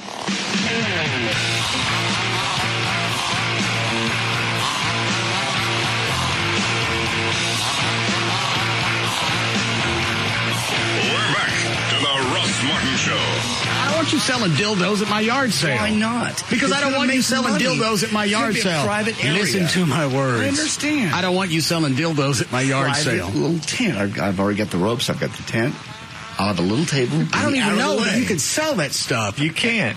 Can you not? No, it's against the law in Texas. There's a statute, obscenity, that speaks to one's ability to, or rather not to sell dildos. There's stores that sell these things. Even at a garage sale? No, you can't sell them. The good news is you can run your time concurrently with all those bad check warrants you got out. Well, hang on. How are they able to sell them in retail outlets, but JD can't sell it at a garage sale? Well, because they're not marketed as dildos. I realize it's bizarre. Might not be either. Be adult novelties. Everything I have's a novelty. I don't even think in Plano I don't think they'll permit that period. It's a garage sale. It's a charity. It's a charity sale for fallen police and fire, and I don't want you selling dildos at my event. Sex I don't care. DVDs? No porn DVDs. It's going to make you some money. Put it on Craigslist. I don't want to go to Craigslist. Sell it in your front yard. I'm trying to make you some cash. I don't want it in my front yard. Being out in the open, I'll have the little tent set aside. It's got two of the little sides have walls, so you can't look in. Only adults can come in. I'll make sure of it. Everett, it's against the law. Thank you. But I'm all for it. I'm going to be the one that eats it. Well, then I'm against it. Thank you. Even if he goes to jail? I'm for it. No, JD. Who would go to jail, JD or me? JD. Good. I'm for it again. Thanks, Everett. I'm just trying to say, I've got a lot of this stuff. It's all new. It's all in the box. It's not used. Nobody's going to trust any sex toy that came from you, even if it's sealed. Well, I don't know why the as sex freaky swing. as you are, you could have shoved the box in your ass. No, the sex swing is still perfectly in the box. It's sealed and everything else. Here's a good example. Johnson County, maybe 4 or 5 years ago, there was a big case made international news. This lady had this, it's kind of like a party where you sell, Tupperware or whatever to your friends. Had a bunch of friends come over selling dildos and sex toys. She got busted and charged with obscenity, arrested. It's just not how you call it novelties, and you can sell them. And if he goes to jail in Collin County on Saturday, does that mean he won't get out till Monday? Oh, probably. Okay. That's at least my fervent hope. What does that mean? I just said he'd spend the weekend in jail for selling dildos. Oh, he's gonna sit there longer than 2 or 3 days if he calls Everett. Oh, yeah. Well, I sleep a lot on the weekends. I rest up. I have busy weeks. Everett Newton, the narcoleptic attorney. I sleep at night. I like to sleep at night. I don't want to go and bond people out of jail. Quit screwing off in the middle of the night. Get your business done at noon. Absolutely. Like everybody else. When I'm awake. You're going to sell your dildos and your other sexual paraphernalia. Do it before 4:30 because that's when I leave. That's right. A nap. Well, you have a ton of toys. I was just trying to help. You have a lot of stuff back here. You don't have... All this is going. Not all of this stuff. All of that's Chloe brought. No, it is not. Why not? No. All of it goes. You're trying to make money for the foundation. You don't. And again, no, it's like a parent, but you don't use any of these. I'm keeping this. No, you're not keeping that. The electronic shocker with the handle. We still play with this. We've got 2 of them. And you haven't used that one forever since David Henry got shocked with it. You didn't even use it then. He did. Used it on himself. Don't hold that out like you're like a 4-year-old. Can I? God, there's nothing worse than trying to clean out a kid's toy box. I don't use this. You haven't touched that in years. She's going to play with it tomorrow. Put it in a box. You don't use that. All of this will make money. I use this. You never use... Well, plus with this show as... What's the word? Haphazard? Random. Mercurial? Mercurial. Yes. Okay. What about it? You never know when something's going to come up, and I got to electrocute somebody. You keep one of them. You got a whole table full of those things over there. That's my favorite. Well, then keep that one and put that one down and throw all the other ones away to charity. No. Why? You don't get 2 of those specifically. I don't need 2. Why do you need 2? One might break.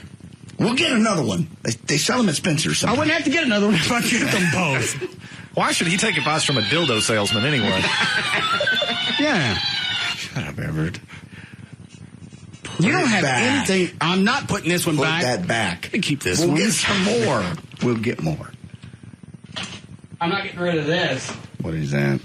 It's a shocking operation game. Yes, you're getting rid of shocking I am not, and I'll show you exactly why we shouldn't. Trey, play this. Where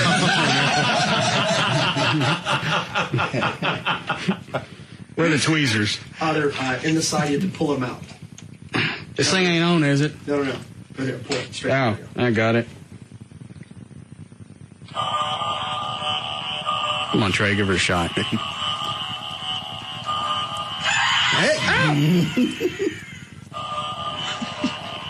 Well, that's kind of potent for a game. I remember using that, trying to get the hatchet out. Shocked the hell out of myself. Here, Trey, give her a shot. All right. Let me turn it off. Don't shake it around because everything's in its place. Okay. Just move back.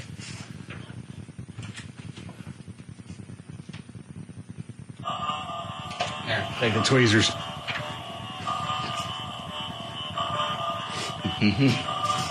You got to touch the metal part of the tweezers. Yeah, you can't touch the metal part to get the stuff out.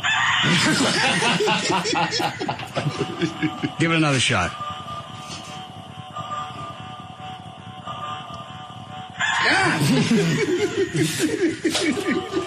Try the pickaxe. That's the biggest. That looks easiest.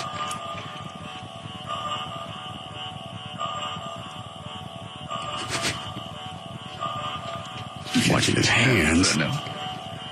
Maybe try this.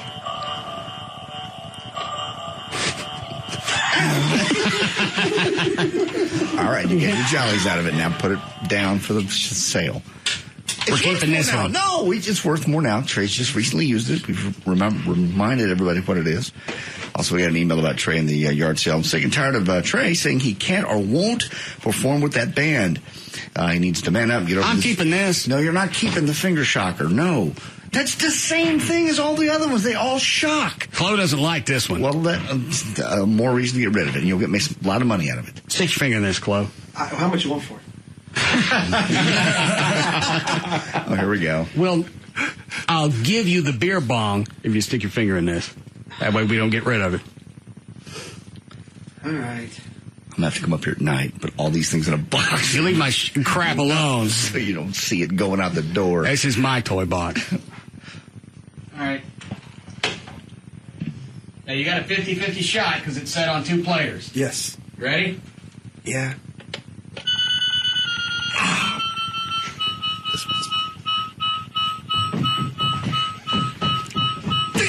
Let's go, damn it. Stop the Now, that one. That's, okay, that one. That's the one you keep. That one. Do it again. What else? I'm selling the beer bong unless you do it again. Finger in there.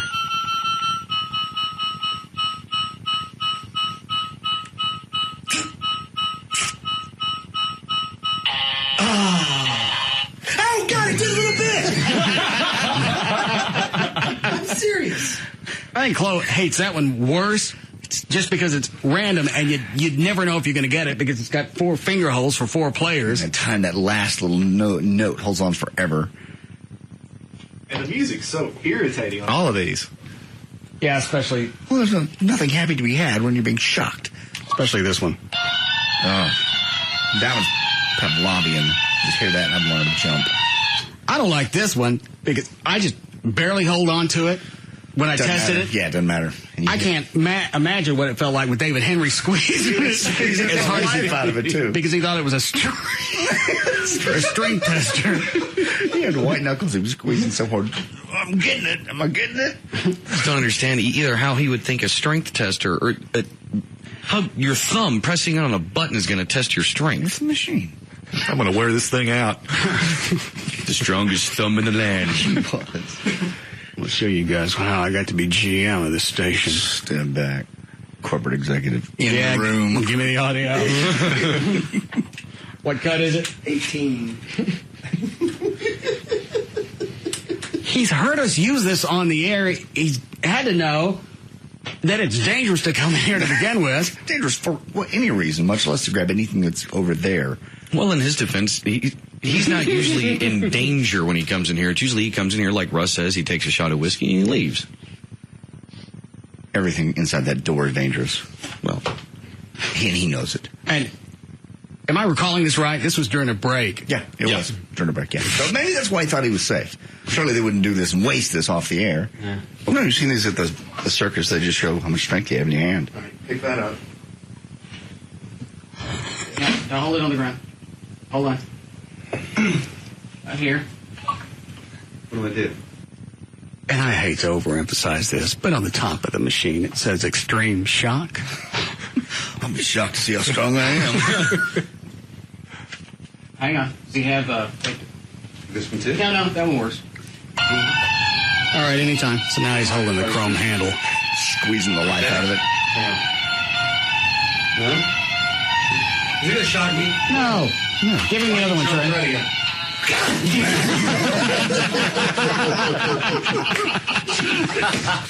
This is where JD decides to run the score up on him. You're strong.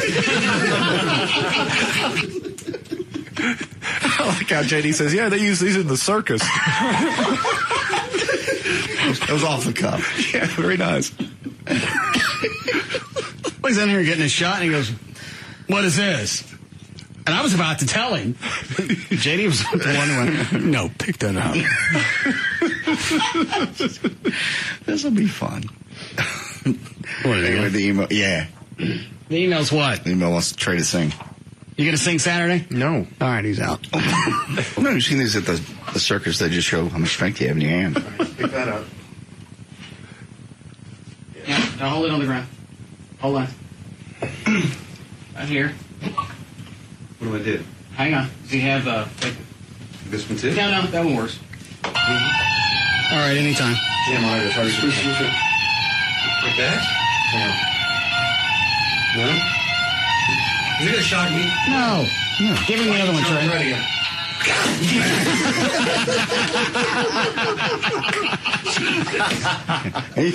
You're strong. Look at Gavin in his office. I always forget about this part.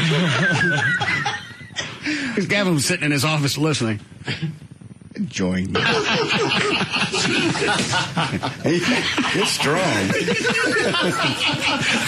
Look at Gavin in his office. What are you doing? I think he fell out of his chair. What is it, Gavin?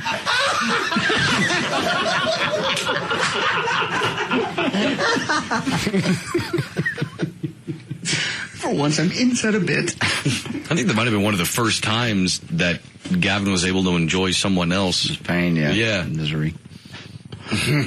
So we're keeping that one. That one? We'll paint one. paint it a different color, and David Henry will go at it again. Is that same one thing was red? No. Is it going to shock me? No. Don't be absurd. Sweetheart. Let's see how strong your sphincter is. Stick it in the ass. It's a keyhole tester.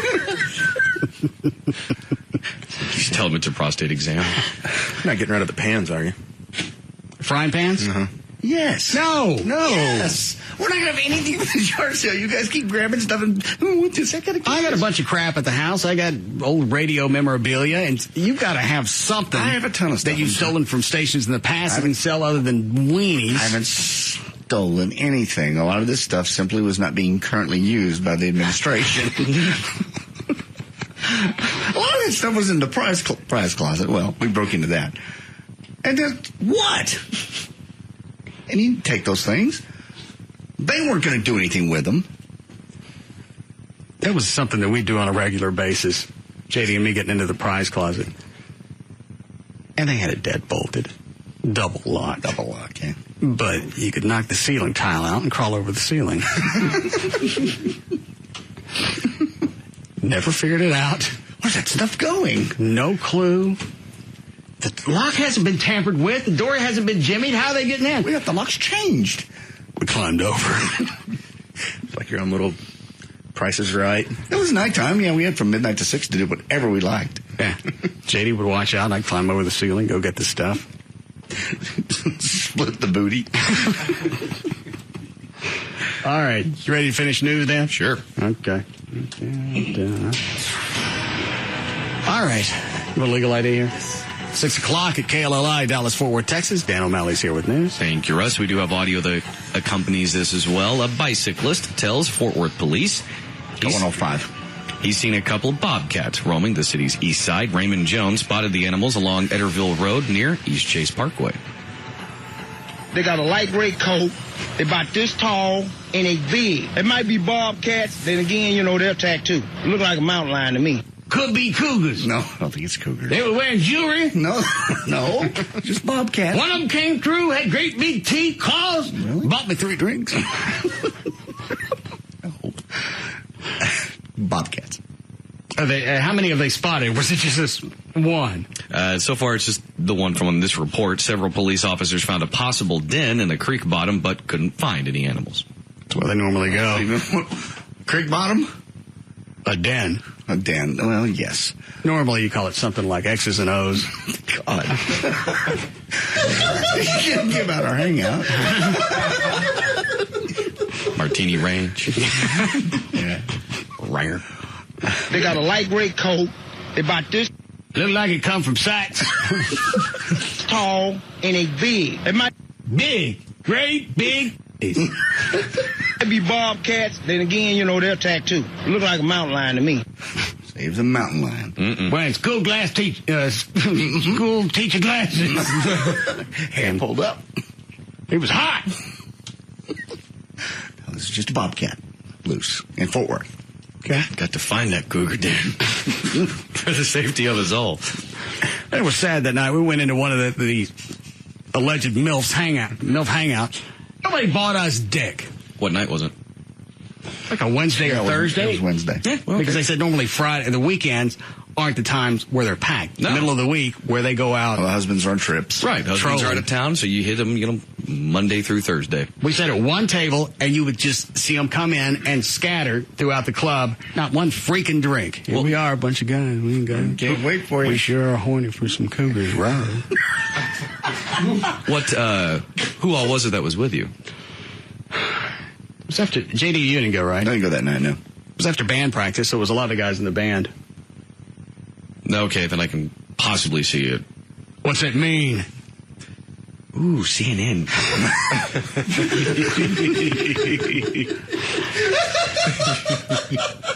Go ahead, read it.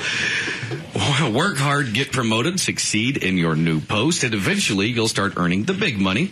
However, these steps aren't absolutely necessary to fatten your bank account, as Washington Mutual CEO Alan Fishman learned last week. When WAMU failed and was seized by government regulators, Fishman had been on the job for just 17 days. However, he was contractually guaranteed $11.6 million in cash severance on top of the $7.5 million signing bonus he got for taking the job. So basically, Fishman netted just under $20 million for 17 days of work, which is a pretty nice setup for the head of a collapsing corporation. Surely they knew when they hired this guy that things were in trouble. Why don't we wait a couple of weeks and see what's going to happen?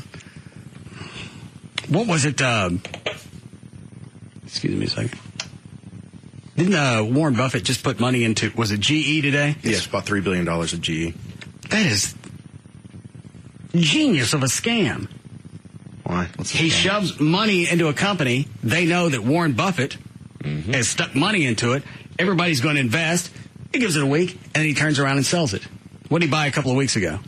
He bought $5 billion worth of, I believe, Goldman Sachs. Yeah, didn't he sell that? No.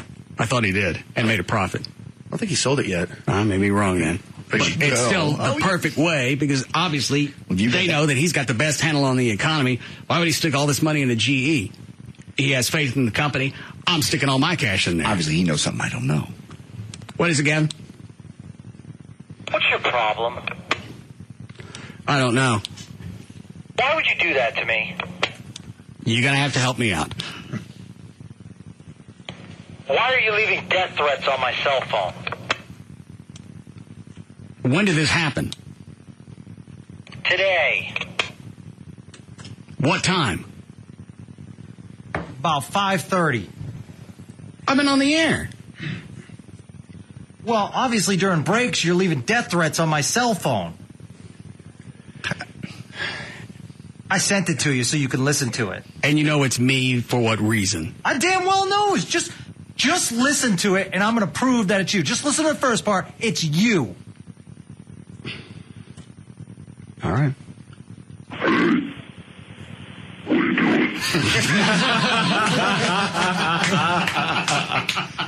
Yeah, I wouldn't lead with that.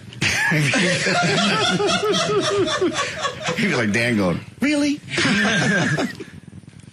That could be some type of setup. It's not a setup. Somebody throws that out. Obviously, I'm the one that's accused. And you happen to have a voice changer in here. No! I mean, it was taken out.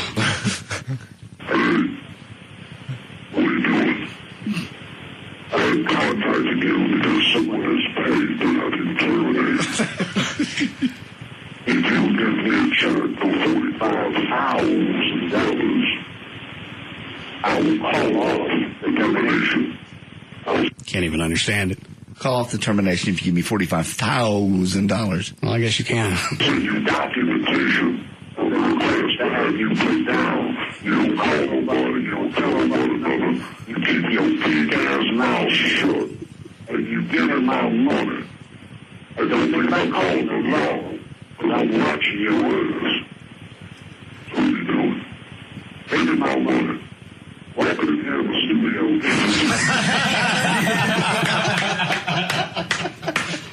Yeah, that might be a clue. Well, you got to set up a rendezvous. In the studio.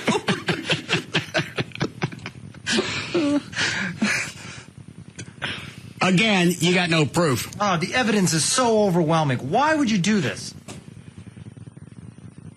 I really am tired of being the butt of all your accusations. Well, that's because you do everything. You got caller ID on your cell or whatever phone they call? Wow. Yeah. It was you. It was you. What number showed up on whatever phone they called? Checking just to make sure. Well, go ahead and do that. Yeah, it didn't come up. Well. It was you, though. Meet me in the studio? What are you doing? You've been saying, what are you doing to me for 5 years. What are you doing? Just curious how your day's going. Give me some cash. And we just... What are you doing? You got my money? I didn't do anything. I don't have... No, then you did. It's such a ridiculous scam. It would actually worry me more if it was coming from someone I knew. as opposed to just the strangers getting it in the mail or an email. Yeah, a lot easier for me to get at you. Mm-hmm. Bring him in the studio. I know where your office is. Well, then everything's said and done. Everybody's happy. You can sleep better tonight. I don't think you can do that to your boss. Well, we'll see if I get a check.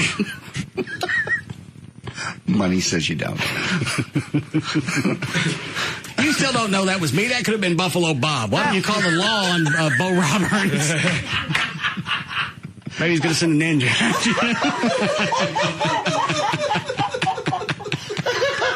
Do we need a break?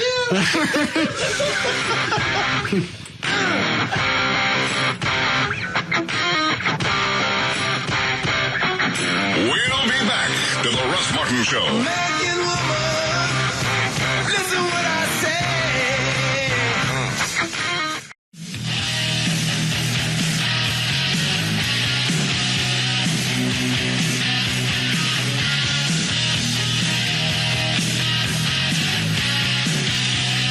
We're back to the Russ Martin Show.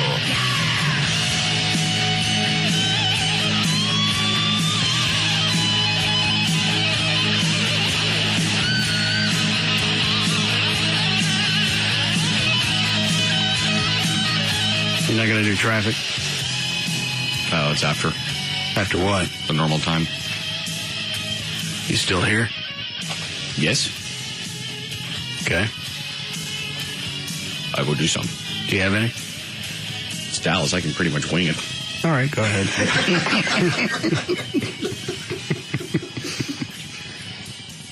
And we're keeping the bow and arrow. No, for what? Quit. Well, I gave that to Chloe as a gift.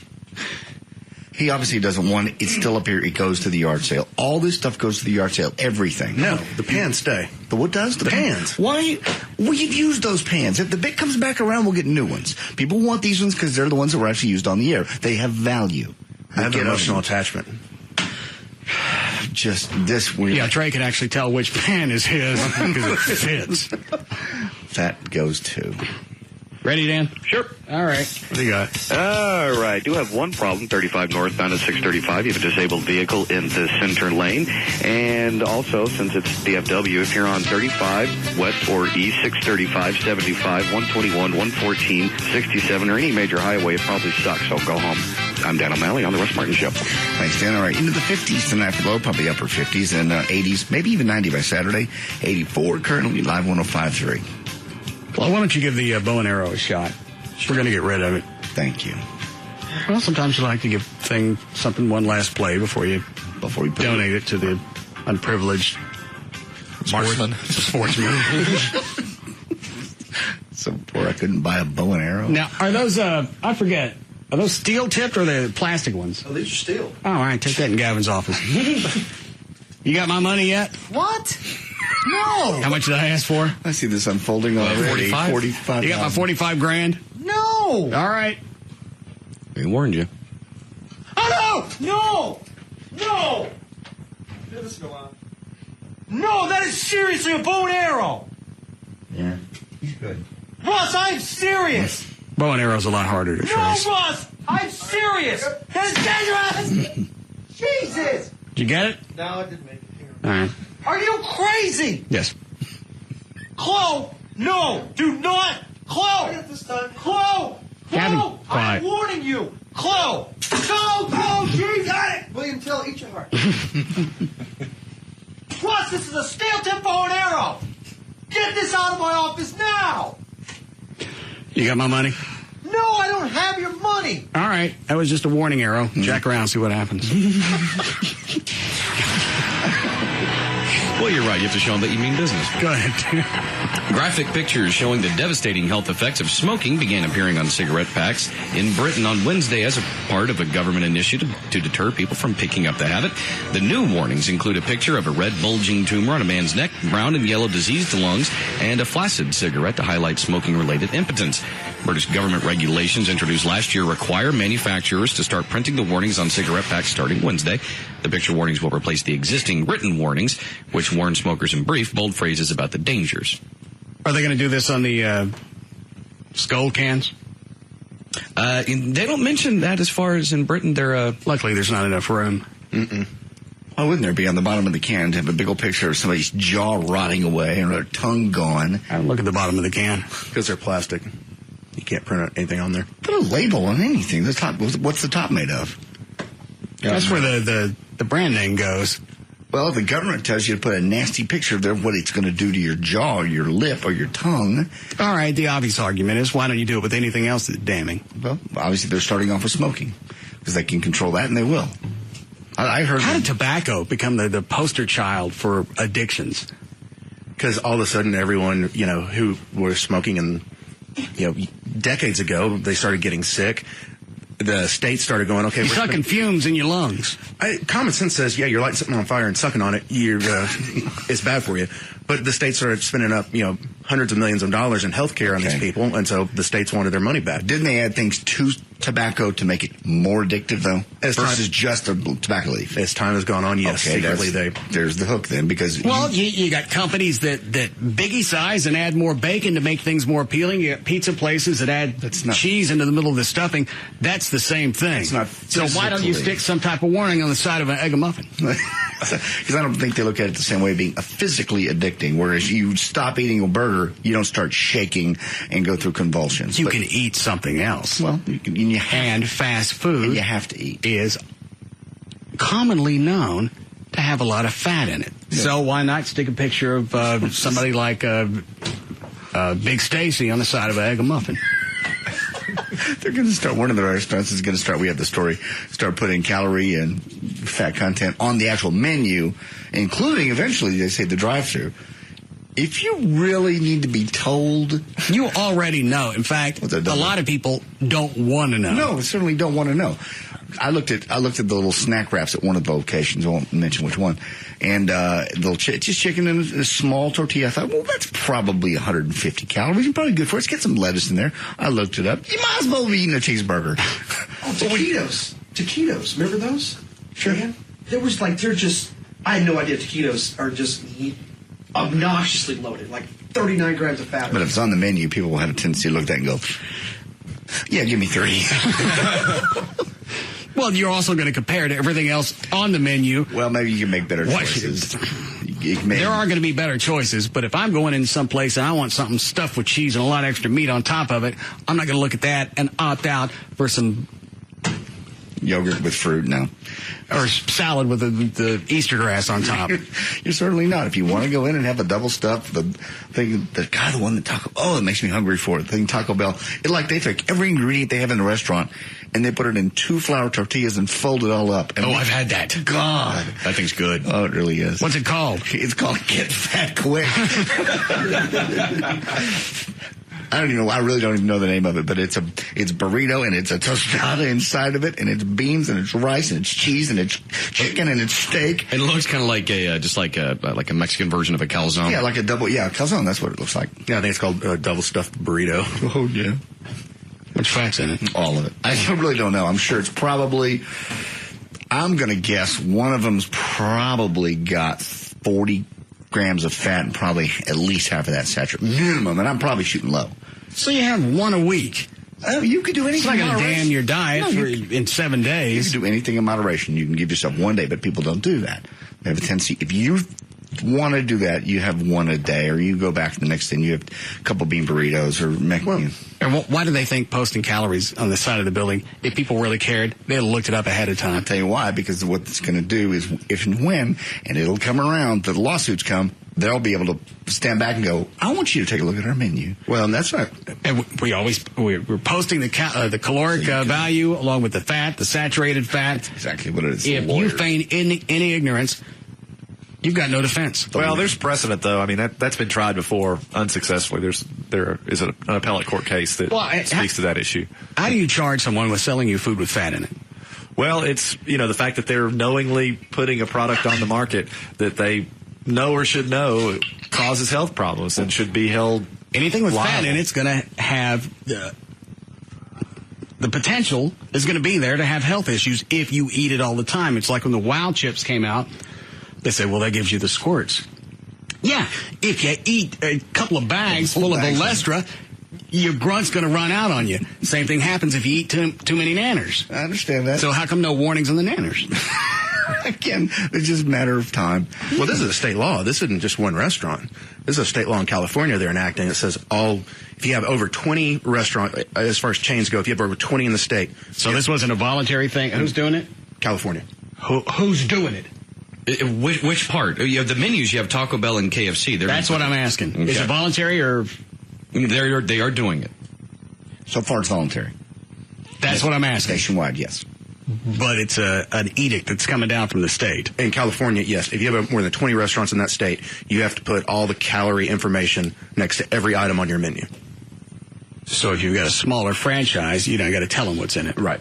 Yeah, the parent of KFC, Taco Bell, Pizza Hut, Long John Silver's, and A&W All-American Food, of course, Yum Brands, said Wednesday it will voluntarily place product calorie information on menu boards at its company-owned places. The calorie count will be based on individual serving size rather than, for instance, an entire pizza or bucket of chicken that a family would eat. And that's where they're going to get out a lot of this, because you look at it and it says per serving. Absolutely. Okay, well, that's not bad. 300 calories, 9 grams of fat. That's one serving. How much is the entire thing? 40 servings. You got it. Exactly how they'll do it. They do that with almost everything. They even do that with candy bars. I had guys over at the house doing yard work over the weekend, the trees and everything that I can't get at. So I went and got pizzas at Kroger. I got the self-rising with everything on it? The Supreme Pizza. Yeah. And a sixth of that, I think, was 19 grams of fat. About right. Yeah. Well, people that are eating pizza. And these weren't pizzas that were huge. It was like slightly larger than a small pizza you'd get at like Pizza Inn. Something between the small and the medium. No, they're not. But people don't care. If you're eating pizza, you don't care. If you're having a Twinkie, you're not worried about your health. You think that way. A lot of people don't. Most people don't. Go to the mall. And if I'm gonna have one slice of pizza, I'm not gonna. Why would I stop? I've already done the damage. You're gonna do it then. Get it out of your system and do whatever. I guess maybe that's what they're figuring at the Taco Bell, where they put everything they've ever owned on one thing. If you're gonna go for it, man, just here it is. Which I'm on their website. It's called the Crunch Wrap Supreme. Now, how big is it? It's about 7 inches, 8 inches across? 8 inches across and about 1.5 inches deep. And I'm not kidding. There's a full-blown... There's a Spanish guy inside of it. A Mexi wrap? Yeah. They have a tostada inside of it. Give me the Mexi wrap! Jose? Get in the sheet. It's a warmed, soft flour tortilla filled with seasoned beef, warm nacho cheese, sauce, a crunchy tostada shell, cool sour cream, lettuce, and tomatoes, and then wrapped up and grilled for maximum portability. Portability on my ass. Actually, I love food really gets to be an issue if you've got to market it as being portable. It goes It comes with its own tote bag. Wheelbarrow sold separately. I've never heard anybody market anything by pointing out its portability. Are you on the run?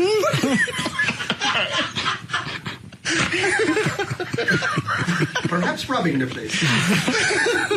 It's actually, I looked it up for one of the calorie websites for the Crunch Wrap. It's actually not as bad as I thought it would have been. Okay. Now, who sells this? This is Taco Bell. All right.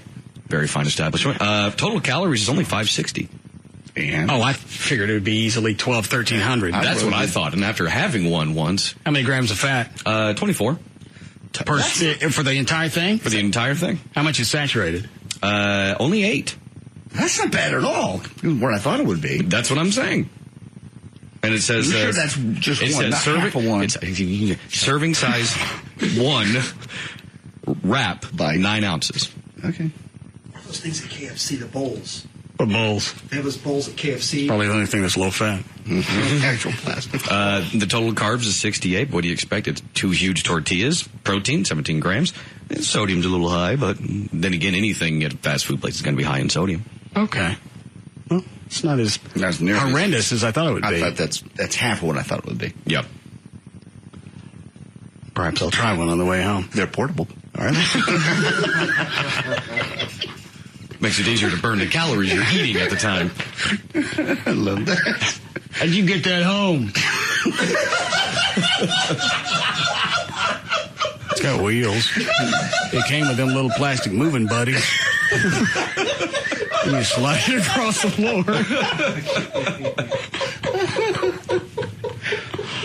Luckily, you got that wheelchair lift.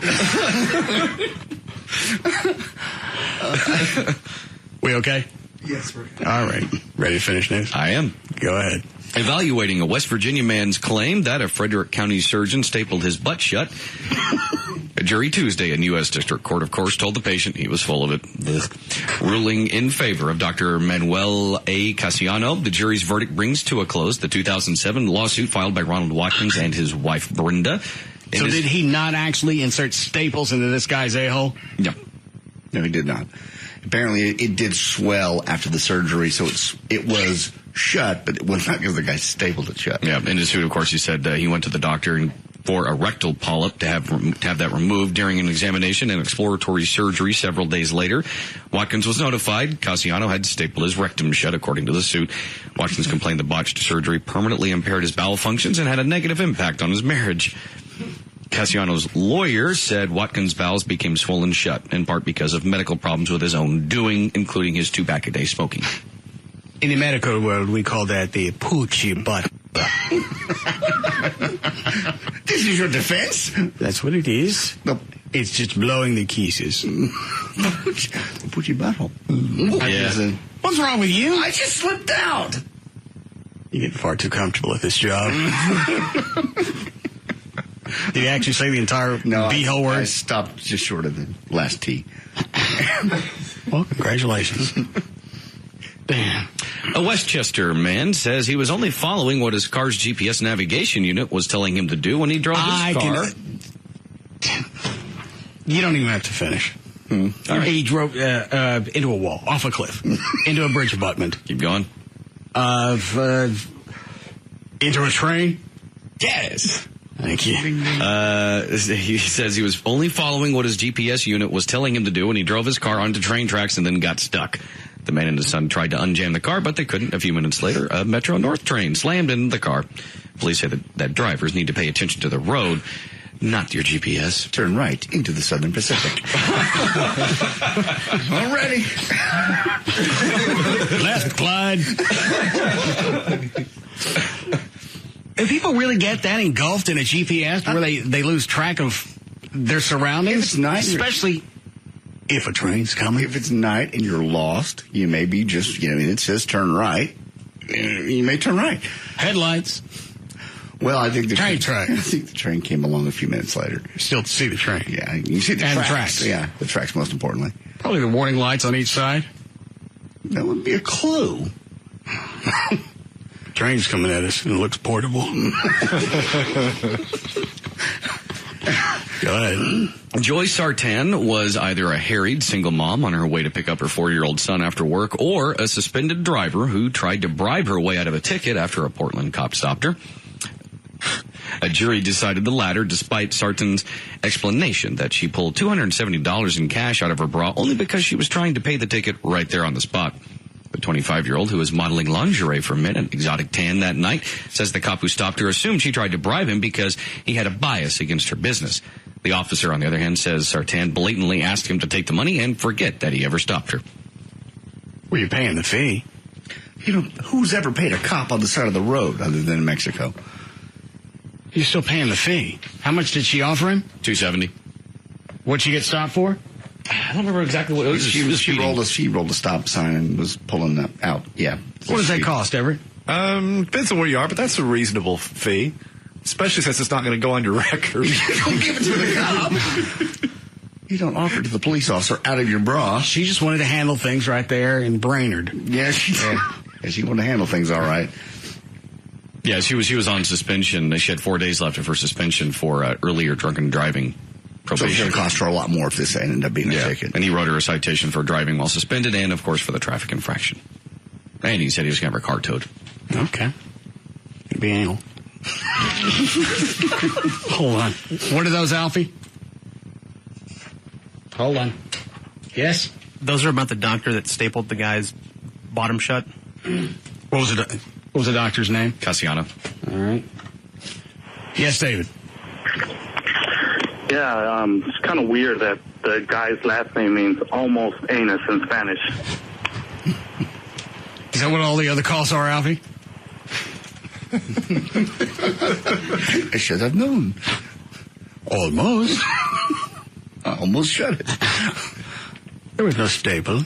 You've got a case of the Poochie Boo. What the Poochies? Shove a cigarette in it. It makes you look manly. Let me ask Everett this. Earlier this week, there was a story of guy went in for a circumcision. Right. They found cancer on his penis. Okay. While he was still out, they went ahead and cut his penis off. Wow. Yeah. Oh, okay. Given the option, would you keep your penis if it had cancer? Is it going to kill me? Yes. Yes. Okay. So far, JD's the only one that let him cut it off. It's going to kill you short term. We're talking about 6 weeks.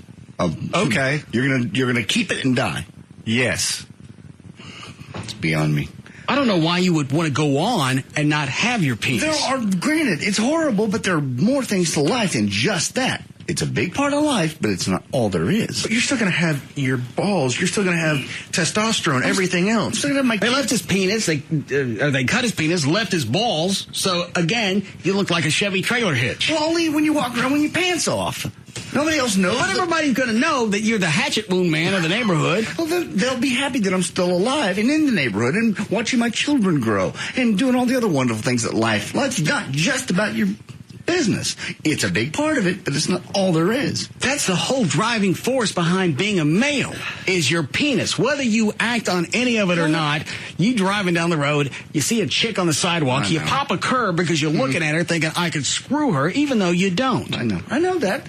And if you don't have your penis, you can't execute. It's terrible, but I'm alive. I have a life to live beyond that.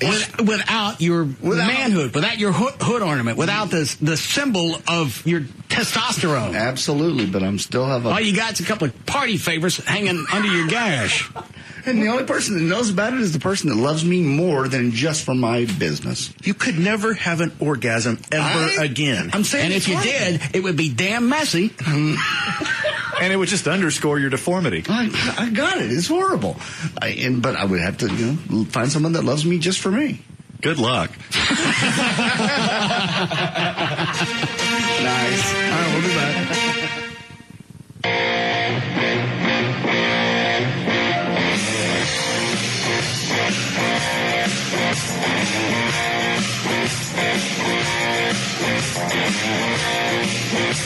We'll be back to the Russ Martin Show.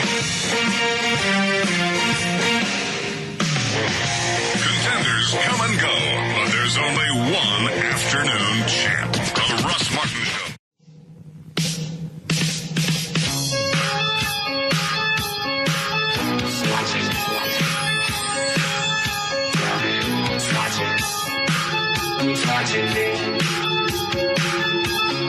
We're back to the Russ Martin Show. I always feel like somebody's watching me, and I have no privacy. I always feel like somebody's watching me, who's playing tricks on me.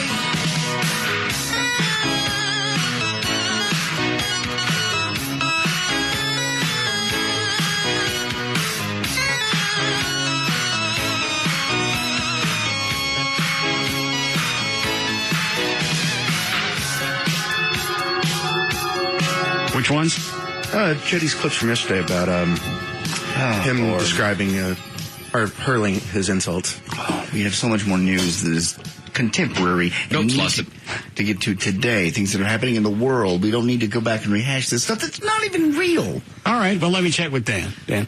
Lost the news. I say play. I'll tell you what. I won't even tell Everett what we thought we heard. We'll play him your clips from yesterday and let him come up with it. Ready, Everett? Ready. The setup is of no consequence. All right. You need to listen. Complete waste of time. Not really. Okay. That's a short one. I just thought you meant the numbers in the KKK. I didn't know they had any. What was the thing you heard in the middle? You know what I heard. I'm not saying it. Let me turn the mics off. Ever got it. I just thought you meant the numbers in the KKK. Oh, my God. I did. It's a stumble on a letter. Is there no end to It's anti-Semitic. It's not an anti-Semitic anything. Let's listen to it again. I just thought you meant the numbers in the KKK. It just simply misspoke a letter of the alphabet. That's all. It's the three letters are the same if you say it right. But you got an I didn't say it right. You got an Ike in there someplace. Yeah, I stuttered momentarily. Is that some kind of wizard humor? No, there's no wizard. No. We think he's autistic. Yeah. I can see that. Or has Tourette's. Maybe both. I don't have Tourette's. Grand Dragon with Tourette's. Sometimes when I say I don't mean it. Sorry to offend. Thanks. I actually got an email about this. I love the whole, hey Russ, I love the whole Grand Dragon bit you do with JD. Up until yesterday, up until yesterday, I thought it was you just twisting his words and phrases. I don't want to say this next line because it gives away forever. After he used a slur in the middle of saying KKK, I am now convinced that JD is absolutely doing all of this on purpose. I asked JD off the air one day. I won't tell anybody. Are you digging with me? Certainly not. Not at all. Well, how is it all of your slurs could be slanted in that direction? Not all of them. I misspeak all the time. You just, every once in a while, you pick out something, you modify it, and you change it, and you edit it up with other things, and you make it sound like I'm saying things I'm not saying. You have 6 people in this room. Yeah? None of us ever misspeak where you have a slur come out. You're the only one, and it's not like it just happens once. Yeah, you're the only one that seems to have that issue. When I say it, there's no slur. I don't work it in. Use that word ever. You don't? I don't use it on a regular basis. In my whole life, have I ever probably said the N-word? I'm most likely at some point have, but not in a hateful way. Well, what kind? Well, how did you say it then? What joyous way did it come out of your mouth? We sang a little song that was a happy tune one night. Well, I can play that. That's okay. That's why I can't go back and say, oh, I never said it, because you have audio of me singing a happy tune. It's a that makes a difference. It certainly does. Content means everything. Intent means everything. Trey, where's the edited version? I think it's in come on, JD audio. JD clips? Yeah. Look at the second news we have to get to. Now I see unedited JD bare necessities. Actually, I want to say you have it in the 360 over there. That shouldn't even be in here. Here? No, the other one. Yeah. I don't feel like looking for it. I'll just play the unedited. No, please don't. Please don't. All right, here's the other one from yesterday, Everett. Okay. And you just tell us what you heard. All right. Okay. Possibly Mr. Obama being our next president. Play it one more time. Yeah, here you go. Possibly Mr. Obama being our next president. I slurred the word Mr. No. It came out minstrel, actually. No, it ain't minstrel. Munster. Thank you. It's not Munster. It's obvious it's Munster. And that makes sense how. It's so clear. And that's not even a slam. Possibly you think. That was a happy little show. You think of people as that color as Munsters. I certainly do not. Possibly Mr. Obama being our next president. There was an L in there someplace. How do you get Mr.? It was Mr. and I just slurred it. Possibly Mr. Obama being our next president. Mr. See? Is that some sort of code to your people? No, no people. Yeah, here's the problem. What is it, Trey? You don't slur your words. You add letters to words that's slurring. And add a letter in there and it just comes out. It's slurring. It happens. You say stuff that's clear backwards. No, that's random. And then you got bored with that and you decided that's too much training. I'm going forwards. Didn't go. And this I began to revisit the Ralph Nader clip. Hold on. Ralph Nader. And then 73 is Obama talking about Nader. Trey's right. There's not another person in this room that would say anything like that. I hear Nader. What about the State Farm quote? That one's clear what I said. Yeah. He's right. That's better than on stage. You're in good mouth. Like a good neighbor. State Farmer's there, just like that good neighbor. Yeah, but even you say context is everything, JD. Yeah, like that right there. If we put the more context back into that, it makes you look worse. Why? I was quoting an insurance commercial. But you're talking about insurance. You didn't get it right. But the chick on the phone, the reason why we were saying those things might have taken a particular objection. Yeah, there was a black chick on the phone when you said that. Like a good... And then you want credit because you said good. Kind of like the happy tune thing. If you dance at one of your meetings, does it make it okay when you sing your song? We were talking about insurance. Is that Big Stacy? Oh, Lord. Yes, boss. Hey, boss man. Yes, sir.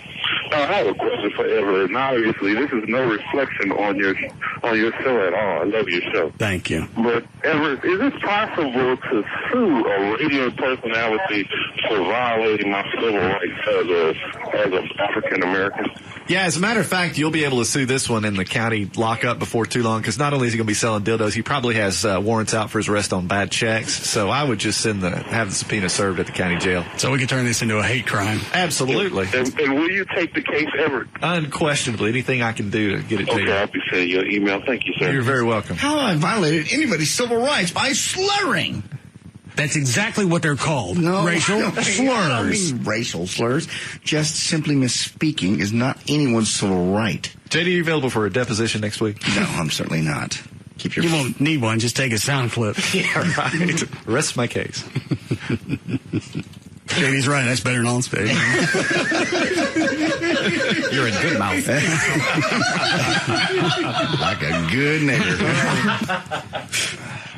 I still hear shoo-wee. Neighbor. Yeah. That's what I hear. Better hope for an all-white jury. What about this one? But I don't know if it's obvious to everybody that all he's trying to do is to get somebody pissed off to come after his ass. I think so, because you can't go so far out on a port.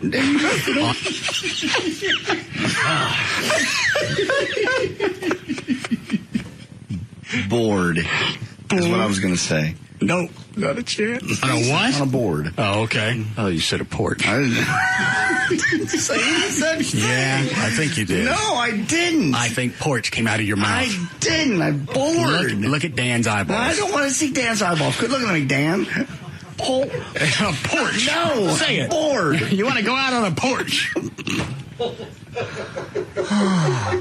On a limb. Yeah, that's better. Well, and as much effort as you put forth... That's a common term, out on a limb. As much effort as you put forth holding this stuff in, while it just effervesces from your subconscious. I mean, yeah, God knows... you bubbling with racism. I love everybody. I love all races. I hug and kiss on Stacy every time he's up here. You doing that checking him for weapons? I'm not. It's not a hug. It's a pat down. It's not. I'm the first guy. Give me a hug. You find your pressure point. First guy to go over and hug him. What is it, Alfie? Line 1 for JD. The black guy? No. He's just reminding us about something. Yeah. Yes, James. Hey, boss. I was just going to say, remember that time when he called Stacey a fat end? Oh, that's right. Thank you. I never said that word to him in that context. He said I did. Well, let me see here, since we're just killing time. We have so many other things to be doing. Why are you burning up the day with this? I don't like you. That's pretty obvious. Nigger. I've never said that. Yes, you did. No. Yes, you did. Just because you are a fat nigger doesn't mean I'm calling you that. What is that one? I think he finally just pushed me over the edge, and it was just being fun, having fun with him. Because if he keeps saying it that I'm saying it, then I'm going to have to say it to be funny. So it's the black man's fault you called him one? In this case, yes. Because he just pushed me into it.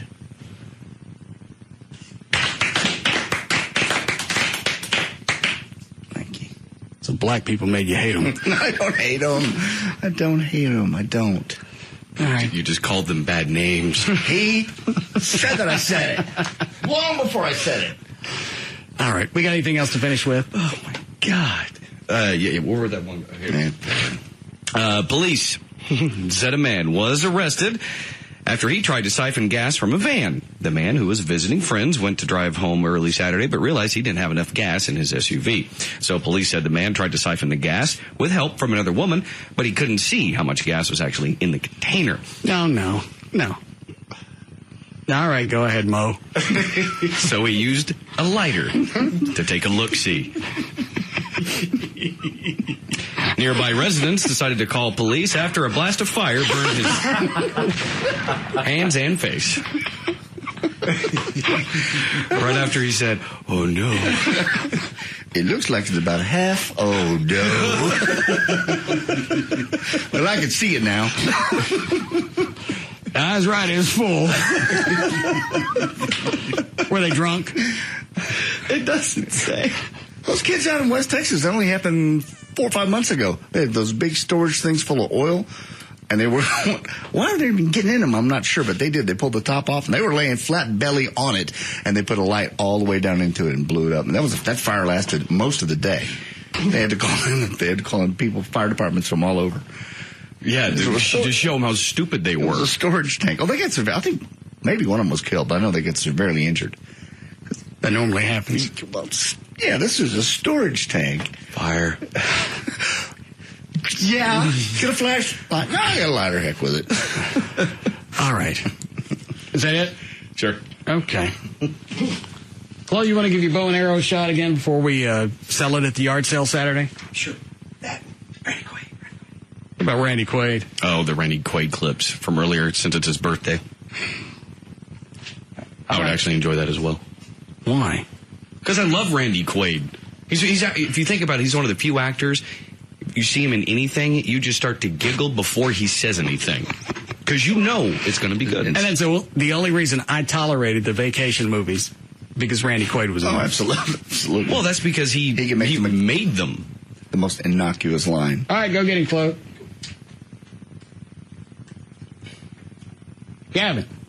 Yeah. You got my 45 grand? I didn't do anything. You got my money? Why do I have to give you money? So this doesn't happen.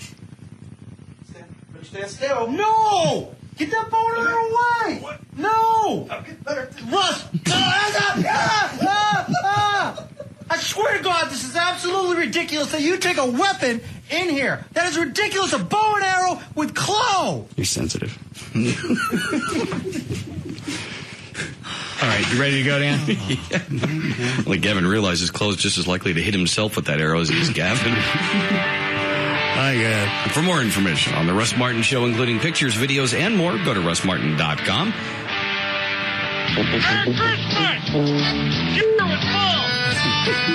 To answer any questions you may have about the show, go to russmartin.info. To email the show and during the show only, send that to studio@russmartin.com. Other show websites, johndavidryan.com, danO'Malley.com. Nuts! You roll over and let Uncle Clark scratch your belly. You ain't never seen a set on a dog like this one, Scott Clark. That's okay, I didn't. That's something, ain't it? You pet him, Clark, on the belly, and he'll love you till the day you die. DJClo.net, TreyTrenholm.com, and for Chuck the Band Manager, ChuckWheat.com. To reach Everett Newton, the rock and roll attorney, call his office, 214-823-LAWS, or the website, DallasAttorney.com. The official liquor store of the show is Majestic Fine Wine and Spirits. Their website, MajesticLiquors.com. The official airline of the show is Southwest Airlines. Their website, Southwest.com, and the official site for Live 105.3 is Live105.3.com. All right, see you guys tomorrow. See you live. Ed? Hey, Clark? What's wrong with the dog? Oh, he's just yakking on a bone. He got it up. He's all right now. You can now listen to The Russ Martin Show anytime you want on the web at russmartin.info.